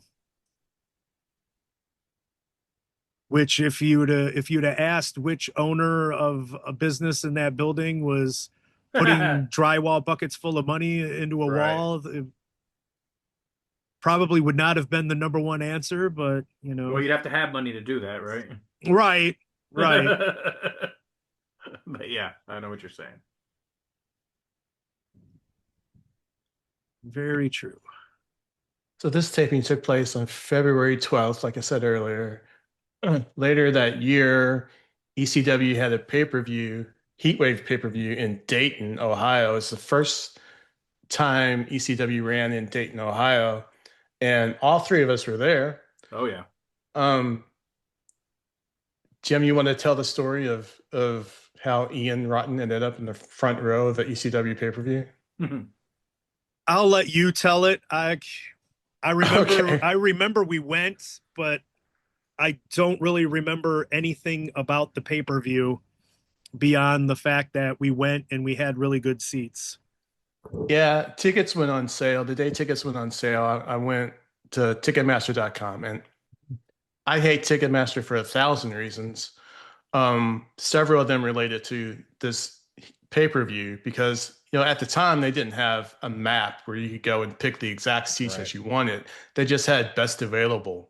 Right. And so I ordered 4 tickets that were best available, and I got like third or fourth row in some section. And so I bought those, and I just kept checking because I couldn't believe that many sold that quickly to end up in the 4th row. And so I kept checking, and some other seats popped up in another section that were like the 2nd or 3rd row. And so I bought those 4 tickets. So now I got 8 tickets, and then I kept checking, and then front row tickets popped up in a completely different section. So of course I bought those. So I ended up with 12 tickets. Brent, you and your friends bought 4 of them. Do you remember if you were on the 2nd row or 3rd row? I don't remember that one. I remember where we were at the next year. I don't remember on that one. Oh yeah. And then our friend Brian Warlock bought 4 for his crew, and they were over by the ramp, right where Bam Bam Bigelow and Taz went through the ramp, because you can see those guys. Still talks about it to this day. Marking out. Yeah, absolutely. So I bought those 4 tickets, and then Jim was like, "Well, I want to go," and so I was like, "Okay." And then Ian wanted to go because he just wanted to stir the shit, really. Yeah, of course. So he ends up going and he tells Axel that he's going to be there. And Axel and Balls had a dark match against Guido and Tracy. And you can see Balls starts the match and you can see Axel standing on the apron and he's looking at everybody in the front row, trying to figure out where Ian is. And he finally sees Ian, and gets excited that Ian's there. And then, Sandman came out for the main event, and of course he's drinking beer and spitting beer on people, and he's like staring at Ian for like 2 minutes straight. Like, I don't know if you thought Ian was gonna try to like jump in the Jump ring the or rail or something. something. Yeah, but he's like staring down Ian for some reason. But that's a great show. Just Incredible and Jerry Lynn had a great match, like they always did. Candido had a great match. Sonny was in his corner, maybe right after she got fired or quit WWF. Yeah. She's in ECW with Chris, and he defeated Lance Storm. I think that's when Chris hit the blonde bombshell off the top rope. Yep. And Lance Storm has said that's like the worst bump he ever took. And then Masato Tanaka and Mike Awesome, had one of their crazy matches. And Van Dam and Sabu versus Hayabusa and Shinzaki. Yeah. That was the whole Awesome. reason my friends wanted to go, was to be able to see Yeah, Hayabusa. absolutely. 100%. Absolutely. It was great to be there and see those guys in person. So yeah, Axel was in the dark match and Ian was in the front row. Yeah, I think I remember like a lot of the guys looking our way, thinking that Ian was there to disrupt the show and cause trouble and whatever. Yeah, and there were fans there that said, "Hey, you look just like Ian Rotten." And Ian said, "Yeah, I get that a lot."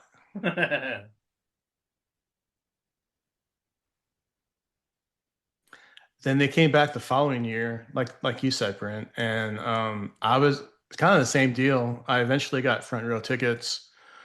Um, after I bought a bunch of other tickets. Yeah. And then I was front row, and that was the year that Bubba cut that promo. Bubba Dudley Yeah. cut that promo and came out and like was messing with these fans in the front row, and he called this woman a $5 whore that taught her daughter how to give blowjobs because his daughter was standing right next to her, and I was standing right next to the woman that he was cutting that promo on because like I wasn't really scared of Bubba, even though he was like a big bully or whatever. Right. And I was like, there's a lot of people that were backing away, and I was getting closer. So I ended up right next to the woman in my Job Squad T-shirt as Bubba's cutting the promo on her. You know who else was front row at that one was Chris Hero. That's what I've heard. Yeah. Yeah.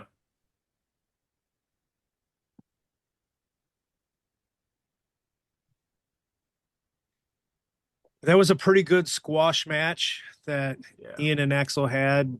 It's the way that, I would have squash matches if I was doing the TV. You'd have the guys come out and hit 3-4 big moves that, you're not seeing in every single match. So they hit all these, big power bombs, suplexes, different things, and really laid in that running drop kick in the corner where he actually got up off the ground, unlike your buddy drop kick. And, Right. And it was the kind of stuff that, you pop for and you're like, wow, that was great. And, it wasn't 90 seconds of just the same three moves that, you see in every single match. Yep. Ian actually had some fire with this promo afterwards, mad about what Supernova had said earlier.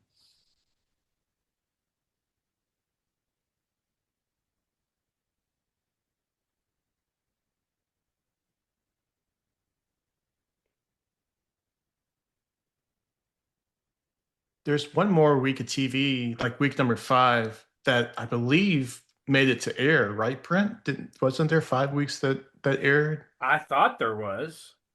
I'm almost positive. Yeah, I know that this Because was not like all of the episodes that Yeah. aired. Um, I think there was 5 that aired during Sounds right. this 2:30 time slot, and then the one that aired during the old KCW Right. time slot. Because I had them all on one videotape, one 6-hour videotape, um, which I don't have anymore. I don't know what happened to it, but I know I had that tape and I traded it for some other tapes for some people. So so it's out there somewhere. It's out there Yeah. somewhere. Right. We gotta have somebody help us unearth this stuff. And like the amazing thing is, and I won't get into a whole lot of details, but Smart Mark Video / IWTV has lifted the moratorium on releasing IWA footage. So ladies and gentlemen, there's going to be a ton of IWA shows finally going digital and becoming available on IWTV. Because Jeremy, Prophet of Ash, whatever you want to call him, that does the editing for me. He has all the footage. He has so much of it ready to go, and it was just always we're not going to put it up. We're not going to put it up, and um, that's no longer the case. So he's starting to send those files over, and already four complete shows have already been released that he's sent out, including the very first ever IWA Mid South show, the before the Kmart building. It was the Winter Wars oh wow. '96. It was Just me got and 11 other people there. Yeah. I Um, remember. so that's on IWTV now, Brent. All right. It just got released, and he's gonna start sending it. They just right after the Necro Joe Dark Side of the Ring episode aired, they finally, for the first time, released Something to Prove on the streaming service. So that was the first one that like broke the seal, and then they've told Jeremy to start sending what he's got, because he's curated it all together to like pull the footage that we've been using on Fannin's Flashbacks. So because of the popularity of the show and people clamoring for the footage, you're actually going to be able to start watching long lost IWA Mid South footage unless you had owned the VHS tape or owned the DVD. So there's going to be a lot of material for people to start watching here starting now. Um, well, it'll be a couple weeks old Yeah. by the time this episode airs. So he might have 10 or 12 up by then, instead of just the 4 that got released. I think it got released yesterday or today. So, Smash Now is Tarek the Great and Corporal Robinson, and I swear it looks like Corporal Robinson just drove straight from his high school class to get here. Holy crap, he is young. Right, Yep. and no facial hair. Right. No Yep. facial hair, as skinny as can be. Wow. I know. I couldn't believe it when I was looking at this. I was like, man, that Brent, were Uh, you familiar with Corporal before he came to IWA? I mean, I saw him at KEW. Uh, he worked there before he came here, and I would see him at some of those. I didn't go to all those shows, but the few I did go to, I saw him there, and I remember me and Dropkick and Chris thought, "Wow, he's pretty good compared to most of these guys." And then, Yeah. yeah, and then he showed up, usually just doing wrestling, and then all of a sudden he started doing the hardcore stuff, and I was like, "Oh shit," because Yeah. I mean, he really did the hardcore stuff, as you guys know. So yeah, it Yeah. was it was a surprise, but yeah, we liked him, we enjoyed him.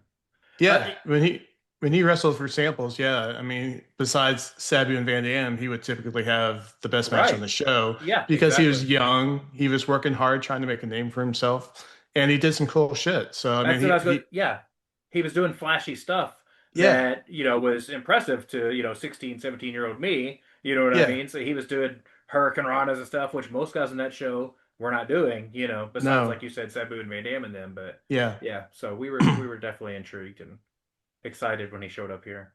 yep, So yeah. one of I was my one of one of the few. go ahead, Rich. I, I was one of the few people that were clapping when Corporal was introduced because I was Yeah. familiar with his work, Right. and nobody else was. So one of my first interactions with Corporal Robinson, which would have came after this, I guess Samples had run a show where he brought in Tommy Dreamer. Do you Yep, remember this? So Yeah, he, he he brought yep. in brought these in guys Tommy all the Dreamer. time. And so Corporal, like I'm talking to Corporal, and Corporal's telling me how he ended up fooling around with Beulah in the shower at that show. And I'm like, okay, Corporal, whatever. And just let it go in one ear and out the other because, don't believe a wrestler, Right. whatever, then with Corporal, definitely, but having seen Corporal over the years in his prowess with like, maybe it happened. I don't know. Right, right. Who knows? I wouldn't put it past him. Well, Beulah didn't make an appearance. She did not make an appearance at that show. And I can only imagine if she was there that they would want her to go out.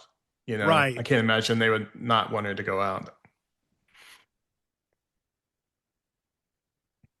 Well, You know what? I think that was like at the time where Dreamer was with Francine on TV or whatever, and like Beulah was off TV, and I think Dreamer was like telling people that he wasn't with her or whatever, and like whatever was going on there. Yeah, I was just like, okay, Corp, whatever. But like I say, there was anytime we went to Milwaukee, anytime we went to Cincinnati for Real Deal, like he would hook up with somebody at every one of those damn shows. So like it may not have been Beulah, but I'm pretty sure he probably was with somebody in the shower at that show and used Beulah as the name for it. But it was never seen anybody like that in my life where he was the real life Joey Tribbiani. We'll say that with me and Rich having our history with Seinfeld Friends and Wrestling podcast. He would just break out that, "Hey, sweetie," and the girls would just fawn all over him. I don't know how he did it. The "Hey, sweetie" was his "How you doing?" Yeah. This is his second match in IWA. His first match was at that New Albany show that we talked about earlier Yep. against Madman Pondo. And I've never seen that match, so I don't know how crazy that match got.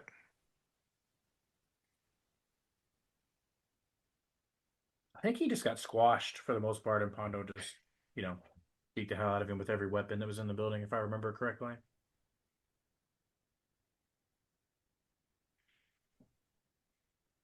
And they were saying on commentary that this was Tarek's return to the company.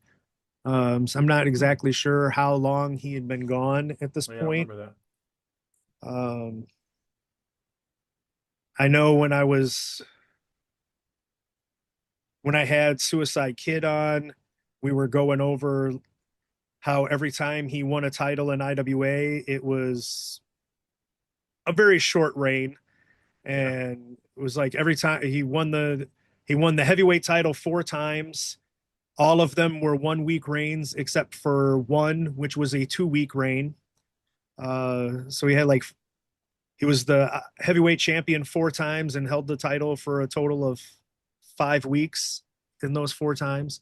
But then he had like a light heavyweight title reign that was even shorter than that. Those, it was like Tarek had been stripped of the title, and then Kid won the title, and then Tarek was back the very next day and won the title back one day after having it been stripped.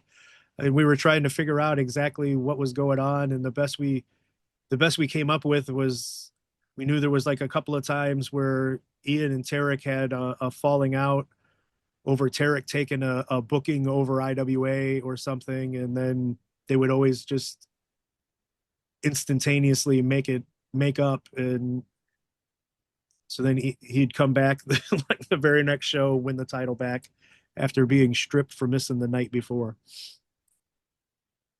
So this might have been one of those times where he maybe was just gone for a couple of weeks when they had a falling out and then came back. But he did get a big pop at the beginning when he came out, so maybe it had been a little while since he had been there.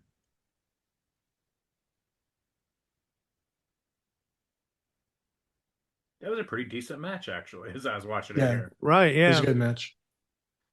I think at one point Corporal put the side headlock on with the wrong arm, so when they went back into the ropes, that looked a little off to me. Yeah. But other than that, yeah. There's You know, Sean and Pickle Girl making an Yeah. appearance there. Watching these, it kind of, I don't know, man, it's almost taken me back. I remember going to those shows every week and how much fun that was, and talking to everybody at school about it and this and that. And it's like, I don't know. You miss it as you get older. You know what I mean? Yeah. Before, you know, it was all innocent. I didn't know about all this shit happening in the back then and everything else, you know? Yeah, and we're gonna get another like funny ad. We made fun of the first 2 weeks. The ads kept going, "Oh, order your King of the Death matches Yeah. 97, and for immediate delivery." And we were like, define immediate. Now we've got No Blood, No Guts, No Glory for now available for immediate delivery. Just call the hotline. We'll get you a copy. I don't remember that phone number.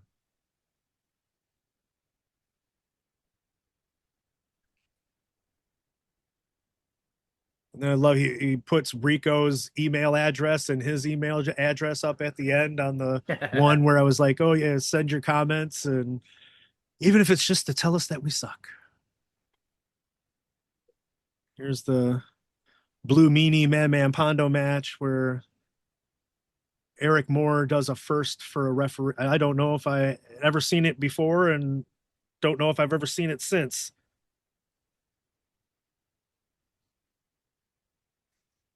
We talked about the hotlines, and the wrestling hotlines in Louisville at that time were like super hot. Everybody had one. Yes. Brent, you want to explain how you guys got your hotlines? I don't remember exactly how it happened, but every hotline started with 569, and then the 4 digits after that was basically the voicemail box. And you would just keep dialing the different 4, combinations, and eventually you would find one that was unlocked, and you could get in and then take it over and change the passcode, and boom, that was your hotline, basically. At one point, I was doing a hotline with the Rick Brady. I think it was 1784 or 1701 or something like that. I can't remember. But anyways, Nitro was at Freedom Hall, and Mike Enos was cutting a promo, and somebody walked by him with a poster board that, for whatever reason, had our hotline phone number on it, and it blew up like crazy. It was, I mean, Rick or I would check it every hour, and it would be full and full for months, and then of course it died down. But yeah, the hotlines it was a fun time. Everybody had a hotline. It was crazy. Yeah, everybody in the Lock family had a hotline, Oh, yeah. and their number would change every so often. It's like, right. So and so has a new number. Call them here. Call them now. Yeah. And that's like, why are these guys getting new numbers every month? Nobody was paying for them. Right, yeah. When they find out and lock us out, we had to find another free one somewhere. One of them, I think, I think it might even have been Brian. Like it wasn't even a real one. You had to call a real one and then hit star 31 to get to his. I don't know. It was all kinds of crazy. Yeah. What a time to be alive. Jeez. Break out a Tracy Smothers Right, right. again. Exactly. Yeah, so Meanie and Pondo are just goofing off here, and now we're humping Eric Moore's leg, and Eric Moore has had enough, gets out, gets out of the ring. And then, like I said, I've never seen this before, never seen it since. The referee gets on the microphone and says, if you don't lock up in X amount of seconds, I'm disqualifying both of you. And in an IWA show where there's no countouts, no disqualifications, Right. and you're going to disqualify them for not locking up, Larry Zbyszko would have lost many a match if this was used heavily by referees. So then they even like milk the count here.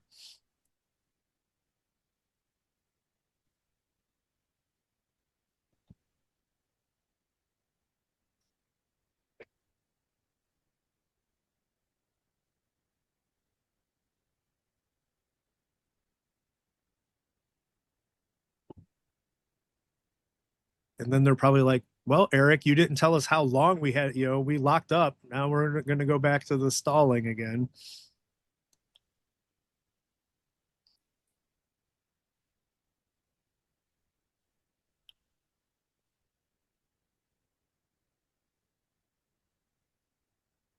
So Kenny Bollin's with Pondo, so he must be a heel. Yeah. Yeah, because And- well, the other tapings, it was what, Pondo and Trailer Park Trash against Ian and Axel. Yeah. And based on the promo that Nova cut, Meanie must be a heel too. Yeah, a rare heel matchup in IWA. Mostly because there wasn't a whole lot of heels in IWA. It was like the fans popped and cheered for just about everybody because they appreciated the effort and what they The would only do heels to that each other. you'd put them in the same group together, and that would be it.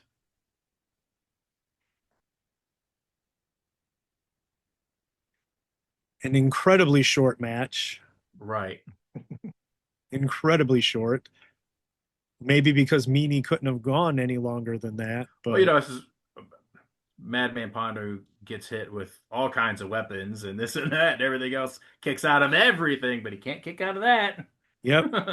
Well, I mean, it's the fucking Stone Cold Stunner, Brent. You're not going to kick out of that. That's true. Especially in That's what- 1998, you can't kick out of this cold. can't kick out of the stunner like that.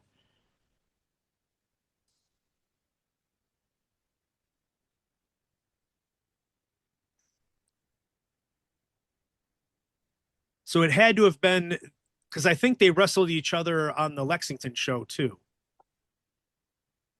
And so it had to have been that match because I specifically remember because it was like My Blue Valentine, Pondo, like it might have been Meanie picked up the stop sign and did something because they had like did a spot in the match where they stopped for the stop sign and then they sang like Can't Buy Me Love or something like that, or Stop in the Name of Love. That's what they they just did that. Oh, is that what they did there? Here. Yeah, Okay. yeah. But they did wrestle on the Lexington show as well. Okay, well, they might have done it on both shows.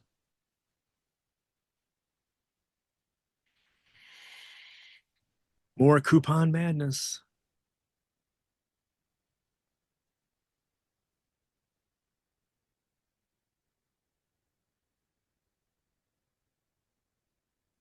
$0.98 for your first week. $19.98 off your price.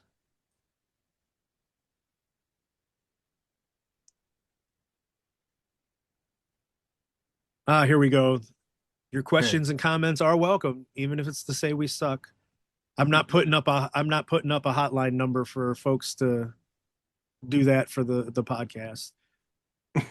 I wonder if Rico still has that webtv.net email address.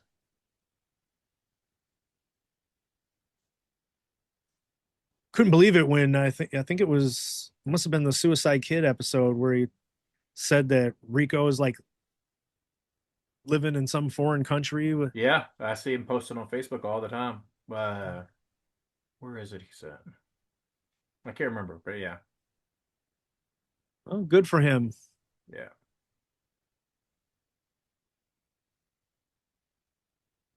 Must have got out of the double wide trailer business there on Dixie Highway. Yeah.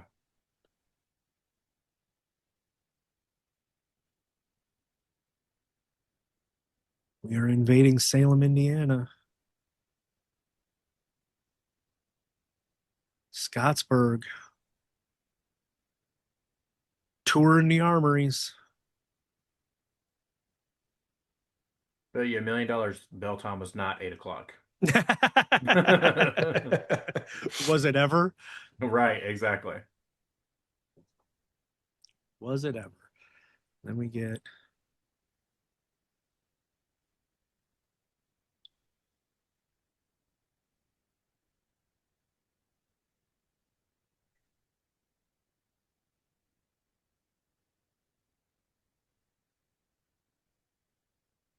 another go round with Chip Fairway.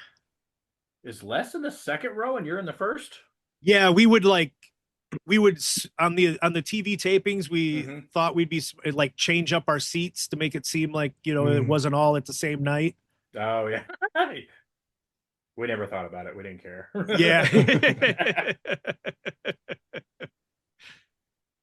Yeah, we would bring like a different shirt to wear. We would like switch up our seats. Yeah. Wow. Yeah, I'm in the second row. I'm right behind Chad. Are you wearing the same shirt or the different shirt? I'm wearing the same shirt and hat. And Jim, this might have been the night that we met the first time. It might have been. It could have been. This is right when I started hanging out with you guys.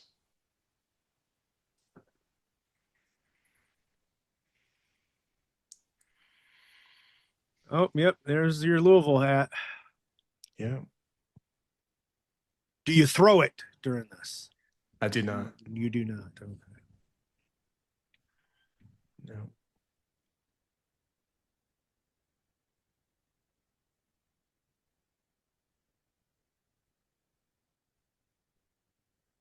So we get a Bull Payne Chip Fairway rematch. I'm not going to complain about that. No.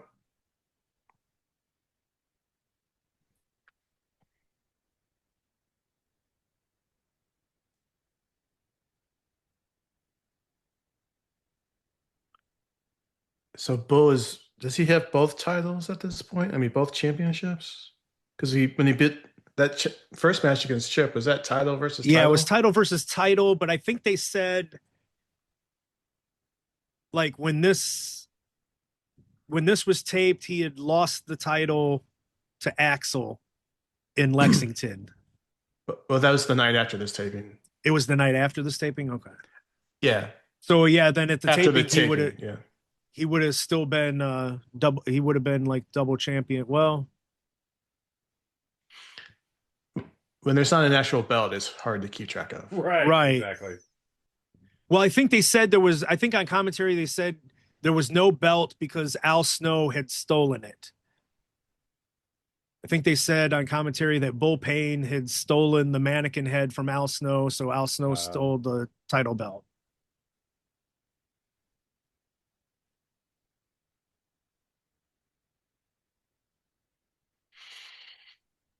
Which I think I remember Bull having a little mini feud with Al Snow, but I don't remember stealing the mannequin head, and I don't remember stealing the belt. How many times did Al come in? Not many.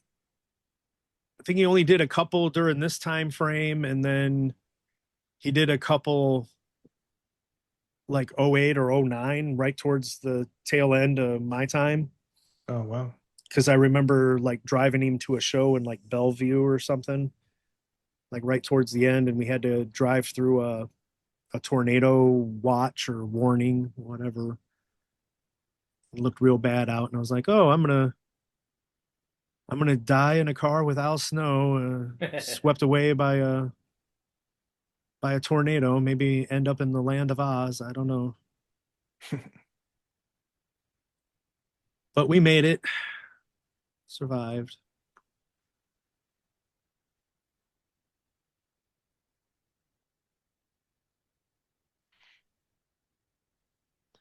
Al Snow, of course, was the trainer for the Blue Meanie. So another tie-in. Oh yeah, that's true. When I was watching earlier today, I was like, damn, I thought that was going to be the finish. And I was like, oh, Yeah. that was a quick match, but I know I wouldn't be kicking out if Bull Payne splashed me off the top rope. Well, Bull Payne did splash me off the top rope. What the hell am I talking about? So, He didn't kick out either. and I didn't kick out. I sure as hell didn't.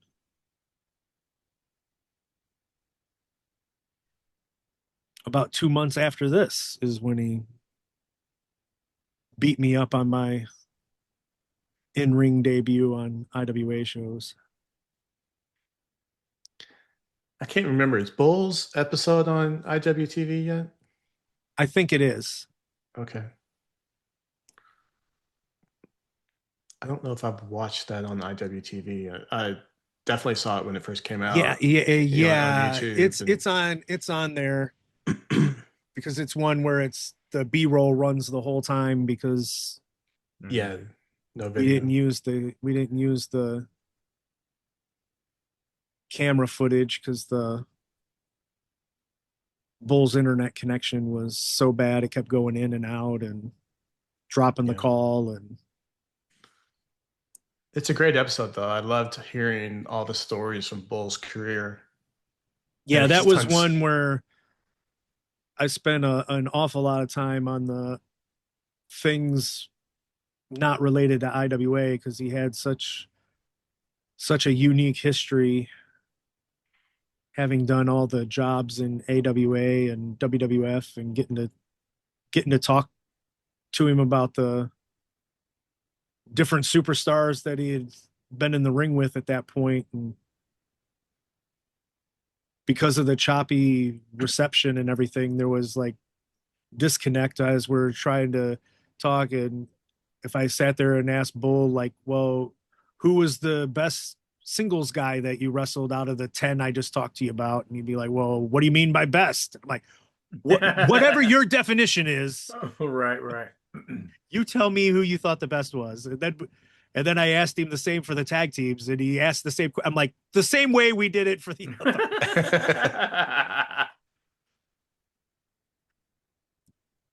I was like, I don't want to be my sarcastic, smarmy self with Bull and Right. find out that he has a way to transfer himself through the Zoom screen and come out on the other side and beat my ass as I was sitting in my living room. I'm like, then there was like a couple of the stories that he would tell, and it would like freeze and you couldn't hear. And so then I didn't know what he had said and didn't know that he had stopped. And he'd be like, well, you got anything? And I'm like, I don't know what you just said. Again, with the, technology can be great. Technology can Right. be awful. I guess I don't remember the Shark Boy and Chip Fairway not getting along.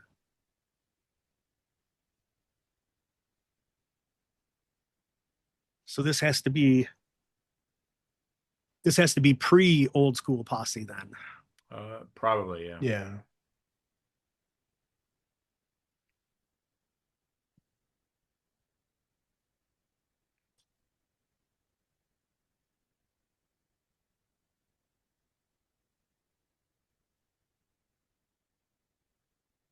It's pre-Finn as well.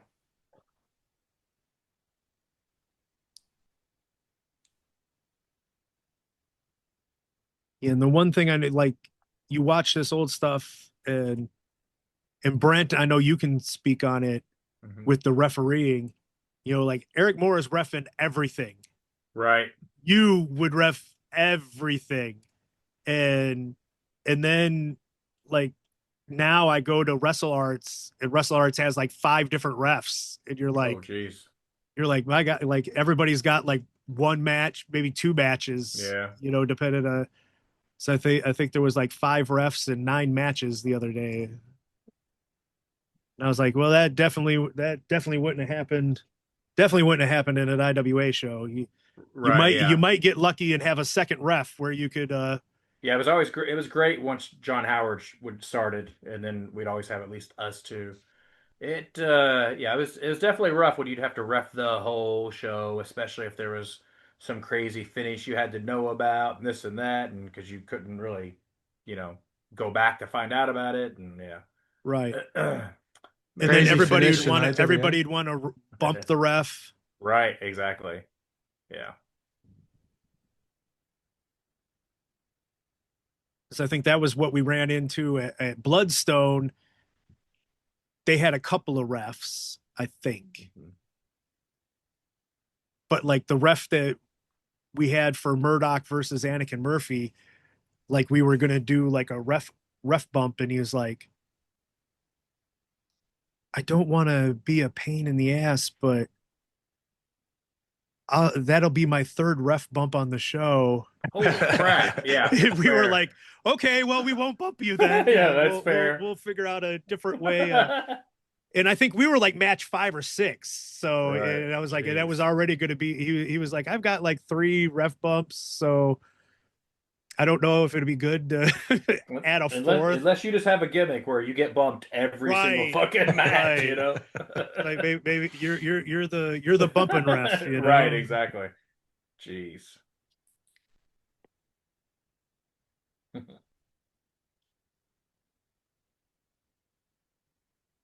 How many people you think went to our Rento or whatever it's called because of these commercials? Maybe Ian, Oh, Renko, that's what it is. Yeah. maybe. And now here's the footage of the title change. And they said it was footage of a title change before they went to it. So Tony Schiavone wouldn't have been happy with that. Like, Right. that'll put asses in the seats.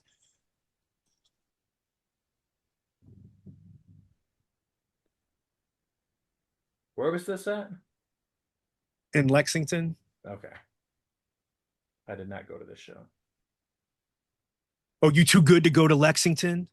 That's right. It's in Kentucky. Right. Wildcat country. I'm not going there.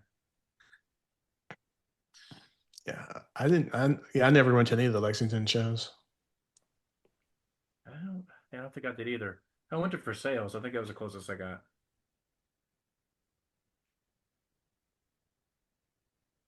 Yeah, when we were in the barn. The barn before we were in the Charlestown barn. Yeah, I rode with Jake.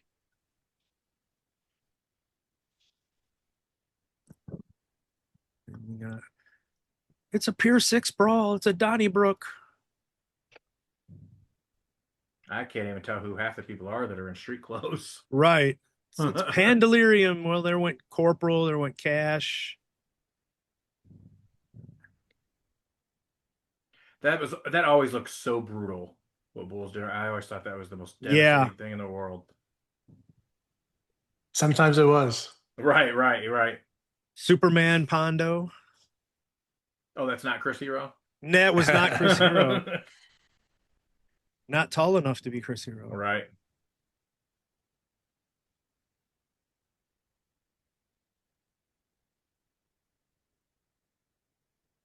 Axel, a bloody mess. So what building is this, Jim? We had so many different buildings in Lexington. This might have still been in the we might have still been in the armory at this point. I'd say it looks like an armory. Yeah. Garage door. Yeah, so I think we were still in the armory at this point, but then they said this might have been the one that got us kicked out of the armory because they said we like didn't clean up the blood enough or something.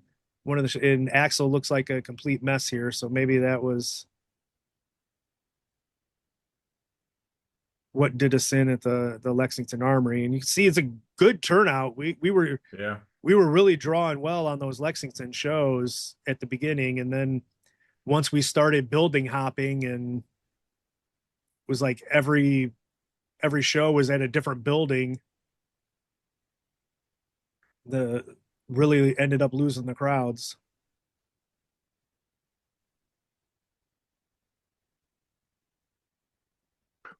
Ooh. Axel still got spiked on that. Yeah, he even did. Yes, he did.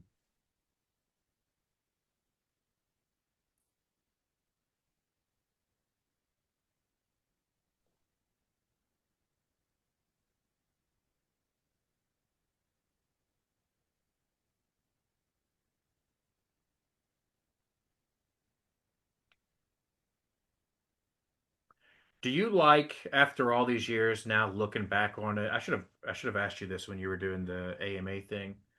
Do you like that IWA was always no count out, no DQ, and this and that?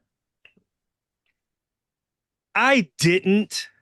Um, It really made it hard to do certain things. You know what I mean? right, It was a cool right, gimmick at first, but at some point it should have, went to quote unquote real wrestling rules. You know what I mean? right, Yeah. exactly. And we got paid commercial program, and you get your Hey, you get your 900 hotline numbers. right, right. Get your party line going. I Oh, wonder that if Sean number should be Casey was so running active. this. Huh? Right, Yeah, right. yeah. There's probably.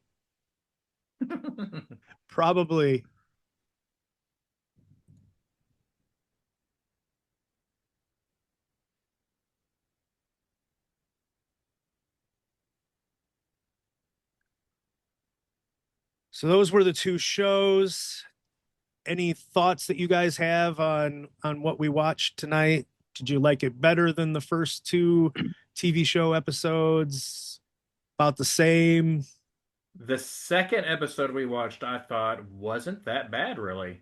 I was okay with it. I mean, the matches were Yeah, decent, wasn't that bad. As we talked about earlier, the first one, I still found it a bit odd that there was a lot of time that was not, putting over guys you would actually see at IWA, as right. we discussed. But, besides that, I do think they were better than the first two episodes. But like I said, the last one wasn't bad at all. I enjoyed it. Yeah, the first one had a couple of good matches, Bull and Chip, Oh, and yeah, yeah, that's then right. Flash and Kid had a pretty Yep, good yep. match. But yeah, the second one had some good matches. The young Corporal Robinson Right, versus right. Tarek. Tarek always had great matches, and Corporal was young and trying to prove himself, so he was working really hard here. But yeah, the second show was pretty good. Another Bull and Chip match, not as good as the first one, because that first one was a tremendous match. Right. Um, but yeah, better than the first two, but that's a pretty low bar to Right, cover. yes. Not saying a lot. Yeah.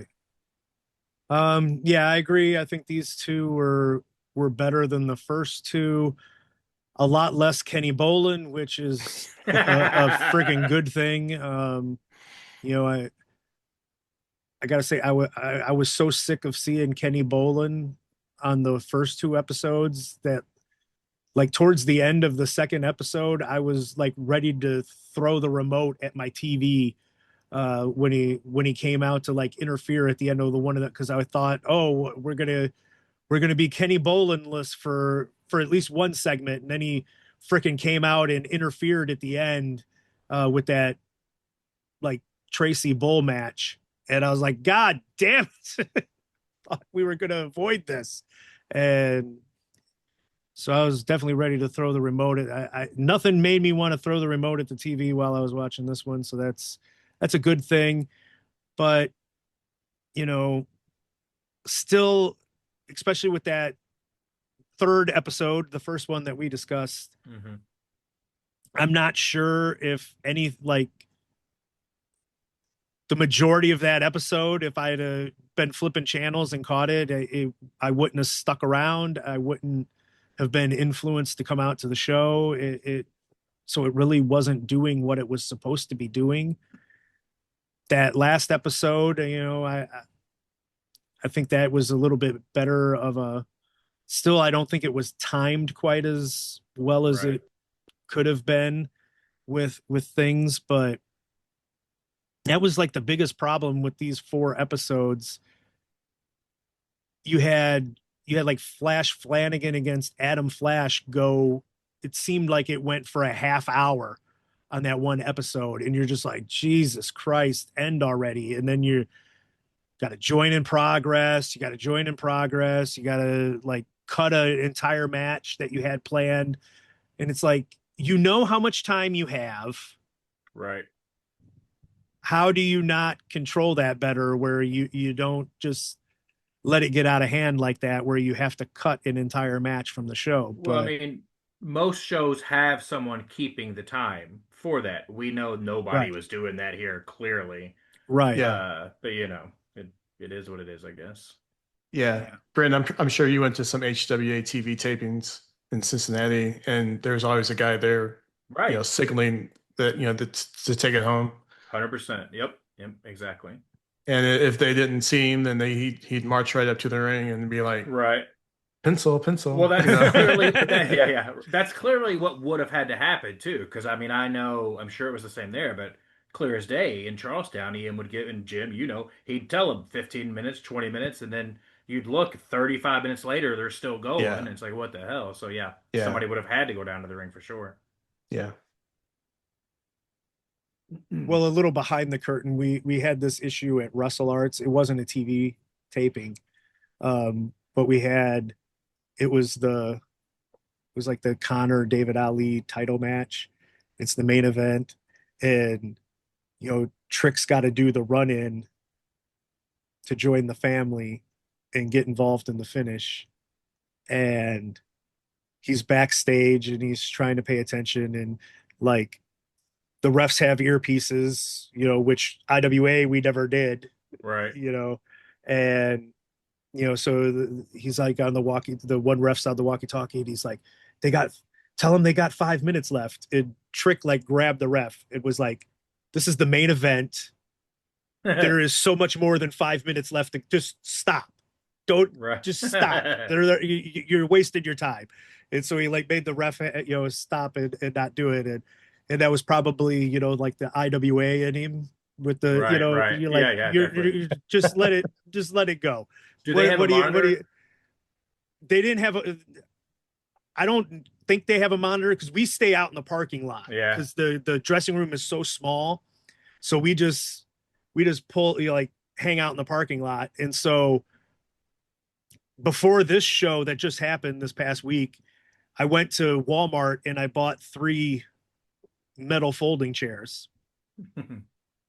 Because last show, standing out in that park, like I'm too fat and too old to be standing out in that parking lot for 4 hours. And like I was so sore and like dying by the end of it. So I went out and I was like, well, I can't just buy a chair for just me. I got to get for the, I got to get for Connor and Trick too. I can't be the asshole. So that would have been the real heel in you. So I bought the 3 chairs, and everybody was like, where did you find those chairs? It's like, I found them at Walmart and bought them and brought them. Right. And they were like, really? You did that? And then everybody else was like, that's fucking genius. I'm going to have to do that, because goddamn, just standing out here, because everybody wants to be out in the parking lot, so they're not in the crammed dressing room. And like, especially when it's as hot as it is in that building. But, we've got like a November show coming up, and we're like, oh, well, but I guess, I haven't seen like a December or a January or anything. Yeah. So I was like, they must take off those cold months, because then the guys don't want to be out in that parking lot. Right. Because then it's way too cold. But yeah, that was something when everybody was just like, where did you find those chairs? Well, I thought ahead. Right. Planned according, show up with a recliner out there. Right. Like the Charlestown building. Be like, here, throw a recliner out there and fall asleep, Right. Well, the chairs didn't have tape on them, so they weren't being used during the matches, so it Right, was safe to sit in them. right. Uh, so a disclaimer for what we're about to get into here. This podcast is going to really have nothing to do with wrestling or IWA for this section. We talked a lot on the various episodes of the podcast about hanging out at J Boys after the show, and we wanted to give you a little bit of a flavor for what that's like. It's beyond Rich's bedtime. It's beyond my bedtime. So we're gonna go a little quick. So I joked ahead of time with the episode saying that this is going to be like us at the Smashed Burgers next door to Wrestle Arts this past weekend, because they had a 10 p.m. close time and we got there at like 9:45. So they let us stay a little bit and shoot the shit a little bit. But then they started like letting us, like, to their credit, they did not tell us we had to get the hell out of there. But they started cleaning all around us and, like making sure we knew that, hey, we'd like to get out of here. So then we moved it to 2 steps outside the front door, and then we're like doing all of our hugs and saying our 4 goodbyes, and everybody's like, yes. So they get us out the door, and then we still are like right outside their door, and I'm like, they can still clean up and get, they'll like this part. So we'll just treat this like it was our J Boys after IWA shows, where we'd sit in J Boys till 4 or 5 o'clock in the morning, just shooting the shit and listening to Rich Wayne hold court, and Mr. Quiet and Mr. Introvert would just open up and baffle us with the stories that he had. I just had the worst episode in the history of the podcast with Ray, none of it his fault, and Socks, where Ray told a version of a story that involved you, Rich. I was like correcting him because my memory of you telling me the story was a little off. So if you want to tell your version of the story and then maybe add what happened at the end of the first Wrestle Arts show that I did, where both of you guys were reunited. Yeah. Yeah, and Ray told the story, towards the end of his episode, and I can't imagine too many people made it to the end of that episode. So it's probably good to tell the story again. But you had invited a bunch of us to go to a Cubs game, a long time ago, and I drove up to Chicago with my wife and our son, and we stayed in Maryville, Indiana, because that's where we always stayed, because the hotels are cheaper and it's a nice little area and it's a pretty short drive to downtown Chicago. And I told you we were staying in Maryville, and I told you that my wife Melissa would have to drop me off at the game and then come back and pick me up. And you're like, well, Ray lives in Valpo. He has to drive through Maryville to get to the highway. How about he pick you up? I'll ask him if he can pick you up and take you to the game. And I was like, great, that sounds great. And so Ray came and picked me up, and I had forgot this until he mentioned it. But he was like, are you going to drive or am I going to drive? And I'm like, you're going to drive. Didn't Jim tell you that? And that was like the whole reason for him picking me up, was so that Melissa wouldn't have to drive and drop me off. So I remember that after he mentioned it, and I was like really confused. And it probably should have been the first sign that I should have made other arrangements. But he takes me to the game, and I had never really met Ray before, and we had been in the same fantasy football league before, and so I knew of Ray, but I never met him. But since you recommended him, and I knew he was a friend of yours, so I thought I was in good hands. And last time you'll ever make that mistake, huh? We go to the game, and I don't know if we did anything after the game or not, but he drove me back. And as he's driving me back to the hotel, I'm texting Melissa, and I'm like, we're almost here. And she did want me to invite him to dinner. And it's not that I didn't want Ray to go to dinner. I just thought it was a ridiculous request, because Ray had a family. He wasn't a single guy that would probably want to go out to dinner because he didn't have anything else to do. He had been away from his family all day. I figured that he just wanted to go back to his wife and kids. So Ray, I was okay with you going to dinner. I just thought it was ridiculous for my wife to ask that. And so my frustration when I said, my wife wants to ask you to dinner, wants me to invite you to dinner, but you don't have to go if you don't want to. I was expressing my frustration with Melissa over making me invite him because I knew he wanted to go home to his family. So I was okay with him going to dinner, but um, he obviously, you know, knew that I wasn't too excited about him going, not because of him, but because of my wife, and he turned it down. Um, and then at some point later, I don't know exactly how long after the game, but Ray made a post on Facebook of 10 things you don't know about me or whatever. And he posted that he has this habit of when he drives somebody around, he envisions a way to kill the person and hide the body. And I was like, so I replied to his post and said, does this include when you drove me to the Cubs game? And he was like, yeah, but nothing personal. It's just something that I do. And so, the word psychopath may have come out of my mouth. I don't know. But I told Melissa this story, and, to her, this was a guy that was plotting to kill her husband, the love of her life, her best friend. And she didn't see it as just a casual hobby. She saw it as, you're trying to kill my husband, So she was not happy with this story. So yeah, you fast forward to a few months ago when Jim's making his debut in Russell Arts on that Saturday. Melissa and I went to the Black Label Pro show on Friday, and then we went to the Russell Arts show on Saturday. Ray came down for the show on Saturday.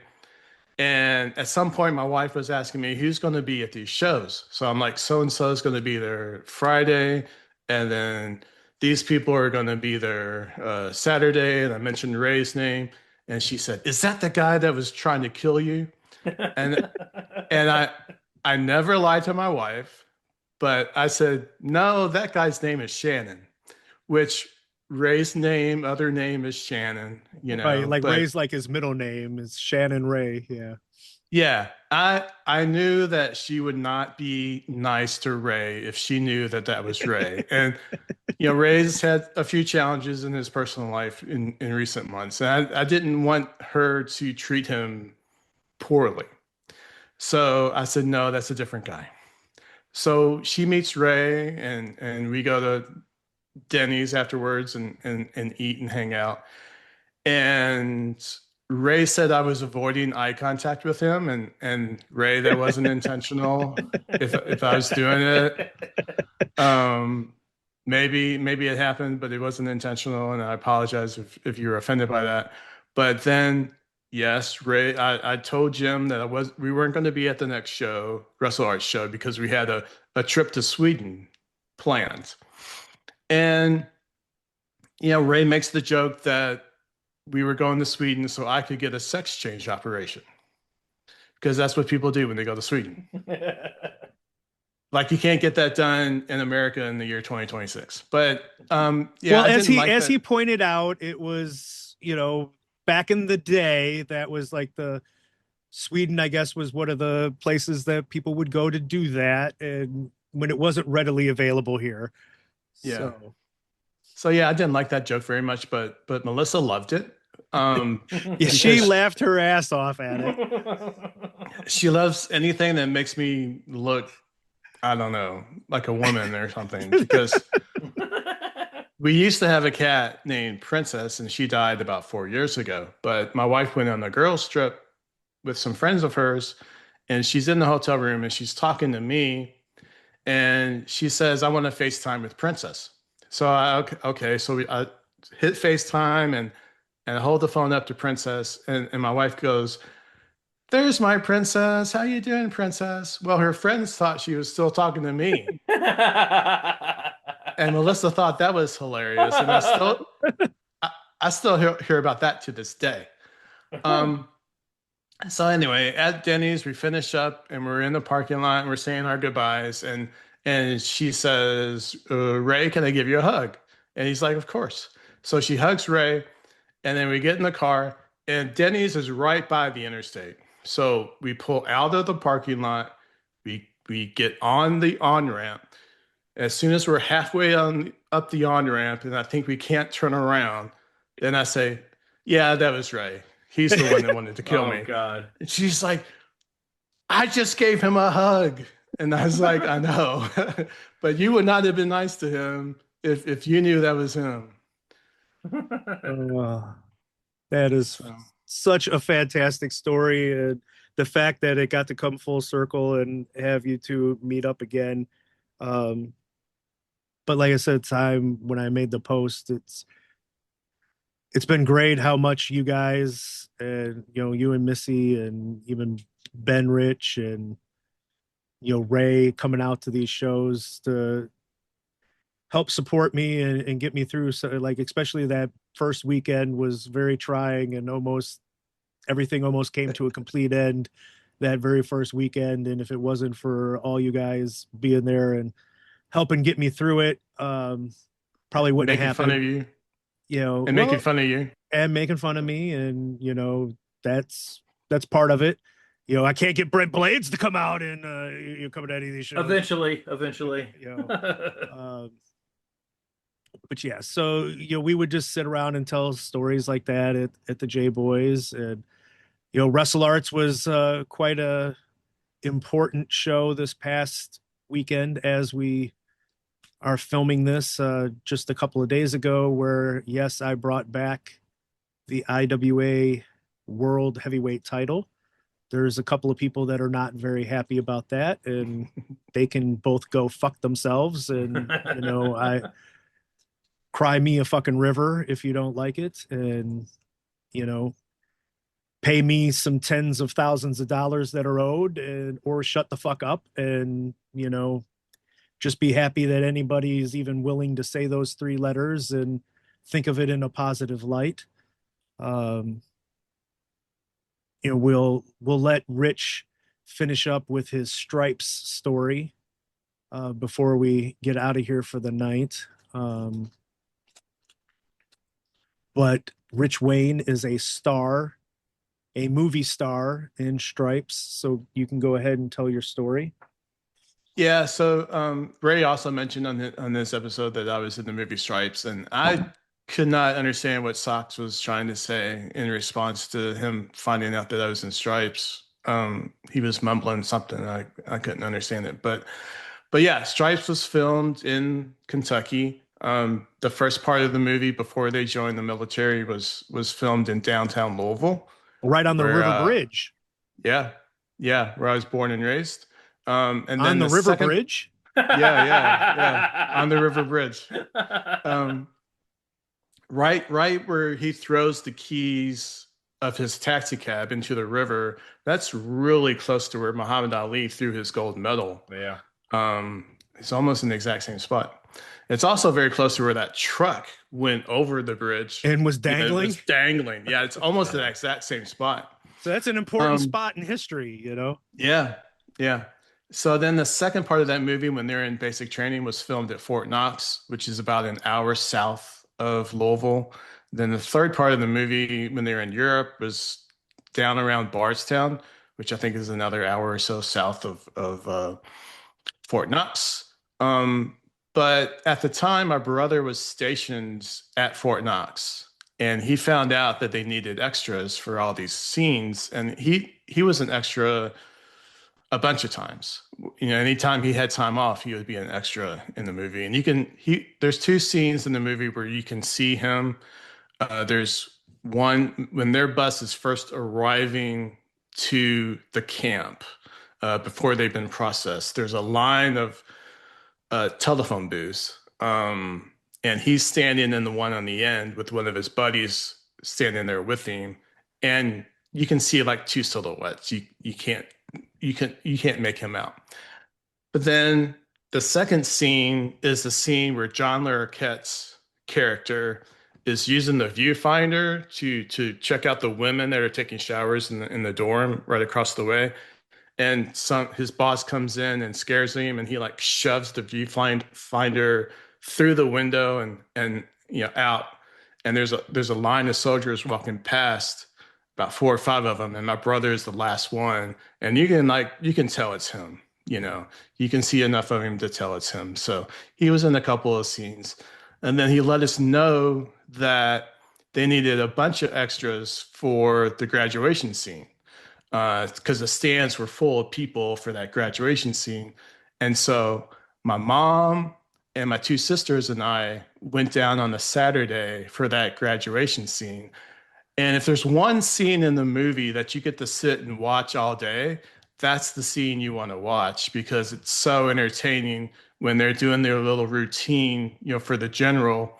And like Bill Murray is changing dialogue on every take. He's just improvising on every take. And I honestly didn't know who Bill Murray was at the time. I was in middle school, 7th or 8th grade. And, I didn't get to stay up and watch Saturday Night Live. Definitely did not get to see any R-rated movies. So I didn't know who Bill Murray was. And he was like from here to here, and I had no idea who he was. But so entertaining, so much fun. You can't pick me out of the crowd. There's a few shots where you can see my section, but you can't pick me out of the crowd. But somehow, my sister was just a year older than I was, and then my other sister was like 4 or 5 years older than her. My older sister and my mom got separated from us, either even though we were 2 middle school kids. We were just sitting there by ourselves. You never see that today, right? Yeah. But somehow they got separated, and then the very last thing they shot that day was the close-ups of the 2 girls, the MPs, played by Sean Young and PJ Souls, who were also the girlfriends of Bill Murray and Harold Ramis. They were sitting in a crowd, watching graduation, and they shot some close-ups of them to get reaction to what was going on. And that's the very last thing that they did. And they weren't sure that they were going to be able to finish that up, because the general was the worst actor in the movie. He could not say his lines to save the world. He would butcher every single line. And so like the second to last thing they did was the close-ups of him. And they were having such a hard time getting through it that they weren't sure that they were going to be able to finish up with the girls. And so they go to the section where the girls are sitting, and they ask everybody in that section if they can come back Monday to finish up. And so a lot of people had to move because they couldn't come back on Monday. Well, my mom was a stay-at-home mom. She could come up, she could come on Monday and finish up if they needed to. So they put her right behind the girls. And so like on the screen, if you're watching the screen, the 2 girls are here, and then my mom is on the left, sitting right behind them. And so every time you see the girls, you see my mom. Now, I didn't get to see R-rated movies, and so my parents did not. My parents would not take me to the theater to see this movie. I only got to see it at my friend's house once it came out on cable TV. But we never got to do anything interesting like that as kids, and that's kind of a once in a lifetime thing anyway, to be an extra in the movie. And it was such a cool experience.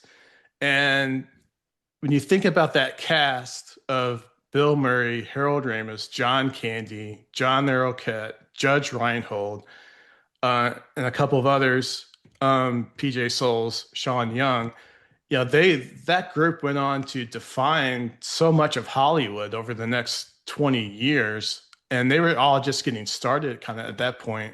And to be there and experience that was one of my favorite memories of my entire life, for sure. Well, and then to like piggyback, like in so many iconic scenes in there, because you're talking about like the graduation scene Yeah. and Bill Murray's ad lib and everything, and like army training, sir. Yep. And just all the ridiculousness. And like my favorite, like my favorite part of the movie is John Candy is the, lean, mean fighting machine in the strip club, Yeah. fighting against the girls. And like, there was the place was it Deja Vu that did that in Louisville, Brent? I don't know. What was it? Where Mud wrestling? you could like Yeah, they oil 100%. wrestle the strippers. Yeah. So they've done that before. I remember like John Howard would go, King of the Voo, John Howard. King of the Voo, John Howard would go, and he would oil wrestle the strippers, and he would not fight back. He would just let and we would make so much fun of him, like fight back, and like everything, and we'd be like, why don't you fight back? And he'd be like, that is the most fun of my life. I'm like, it's like they can just whatever they want to do. I'm all for it, And he would do it, and so then we talked Corporal into doing it. Were you there, Brett, the night that Corporal did it? I don't remember that. Corporal, fucking being Corporal, Right. hit the stripper with the boot camp. Oh God. Grabs her. He's like, boot camp, bitch. It's the fucking, and then he's like, that's how you do it, John Howard. And we're all just like sitting there popping and like, just freaking phenomenal. Like, recreate, trying to live out our John Candy fantasies and being able to do that. Like, I did not do it. I did not participate, but the King of the Voo, John Howard was a regular for that. And then the one time we got Corporal to go, and he had to be in gimmick and hit the boot camp, bitch. And I think they stopped doing it shortly after that. So probably why. Wonder why. Yeah. I don't think the stripper appreciated it at all. But I think that's where we ended up finding the one that did the bubble bath match with Hollywood. 100%. Yeah. She was from the VU. So that might have been one that John Howard didn't put up a fight against, but I'm pretty sure it wasn't the one that Corporal hit with the boot camp. Yeah.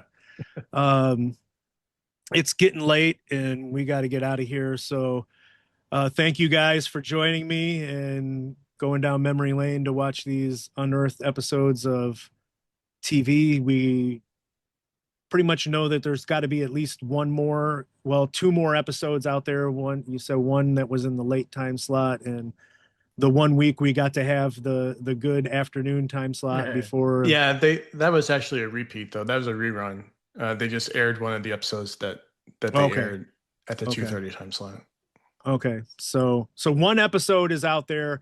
You hopefully somebody's got it somewhere and it shows up at some point, and maybe we can get back on here and watch that one and redo another episode. So this is going to wrap up another edition of Fannin's Flashbacks. I'd like to thank Rich and Brent for joining me today. Remember to check out my YouTube channel at youtube.com/sportsfannin for IWA clips and matches and the audio to these podcasts. I think we're going to go back to doing the Zoom video. Jeremy's put together, I think we debuted it for the Tom Green episode that's running right now, where it's going to have like a little blurbage across the top of it telling people to go watch on independentwrestling.tv for added clips of the matches and stuff that are talked about. Don't think that's happening with the 2 TV episodes here that you guys have done and Ben and Les did for the previous. I think it's just going to be just the footage of the actual TV shows, since that's like 2 hours of wrestling right there, to get those onto IWTV. But when you get to the YouTube channel, start by hitting subscribe and then hit like and leave some comments, pump up that algorithm for me. But more importantly, if you have a subscription to IWTV, Independent Wrestling TV, ran by Smart Mark Video, please go watch the podcast there. The podcast is on there with added clips of matches and promos talked about on these episodes. And yes, I make a little bit of money by you watching it there. So please go and do so. Episode 24 guest, Prophet of Ash, puts a ton of time into editing these videos to show the proper footage to add to the viewing experience. So make sure you tweet him, Prophet of Ash, on Twitter, and tell him thank you if you're enjoying the added footage. Tweet IWTV and Smart Mark Video and tell them thank you for adding Fannin's Flashbacks to the lineup. And thank you for supporting the podcast so well that we're now getting back episodes, or not back episodes, but back shows of the IWA catalog put up on IWTV. So subscribe for that. If you're a fan of this podcast, you obviously are a fan of the old IWA shows that are going to start going up on there. So now's the perfect time to get your subscription, go watch those old IWA shows, and then find the Fannin's Flashbacks episodes with the wrestlers from those shows and hear the stories about the shows that you're watching. The subscription to IWTV is cheaper than Netflix, and the wrestling's a hell of a lot better on IWTV. Most of the best indies in the world are on IWTV. You can watch these old IWA shows that are going to start going up. And current promotions like WXW in Germany, No Holds Barred in the Chains, Dreamwave, Anarchy, Wrestling Open, and Girl Fight Wrestling with their video on demand feature. You can follow me on Twitter and Instagram at jfannin73. My next show is going to be Saturday night, August the 15th, when the brand new IWA World Heavyweight Champion Connor Hopkins, Trick Davis, and myself debut in All Vermilion Wrestling in Danville, Illinois. As we record this, I'm not sure of what we're doing on that show, but stay tuned to social media. So I'll be posting about it, and probably by the time this airs, we will have our match or matches announced. The three of us will also be back in Wrestle Arts on Saturday night, September the 26th. I have an idea of what will be happening that night, but again, it has not been announced at the time we're recording this, so I won't speculate. The Fannin family is currently Connor Hopkins, IWA World Heavyweight Champion Connor Hopkins, Trick Davis, Mickey Knuckles, and the Rejects, Reed by God Bentley, and the Deathmatch Ace, John Wayne Murdoch. And we are ready for bookings, so reach out and let's do business. And we will see you next time on the next episode of Fannin's Flashbacks. So let it be written, so let it be done. Good day.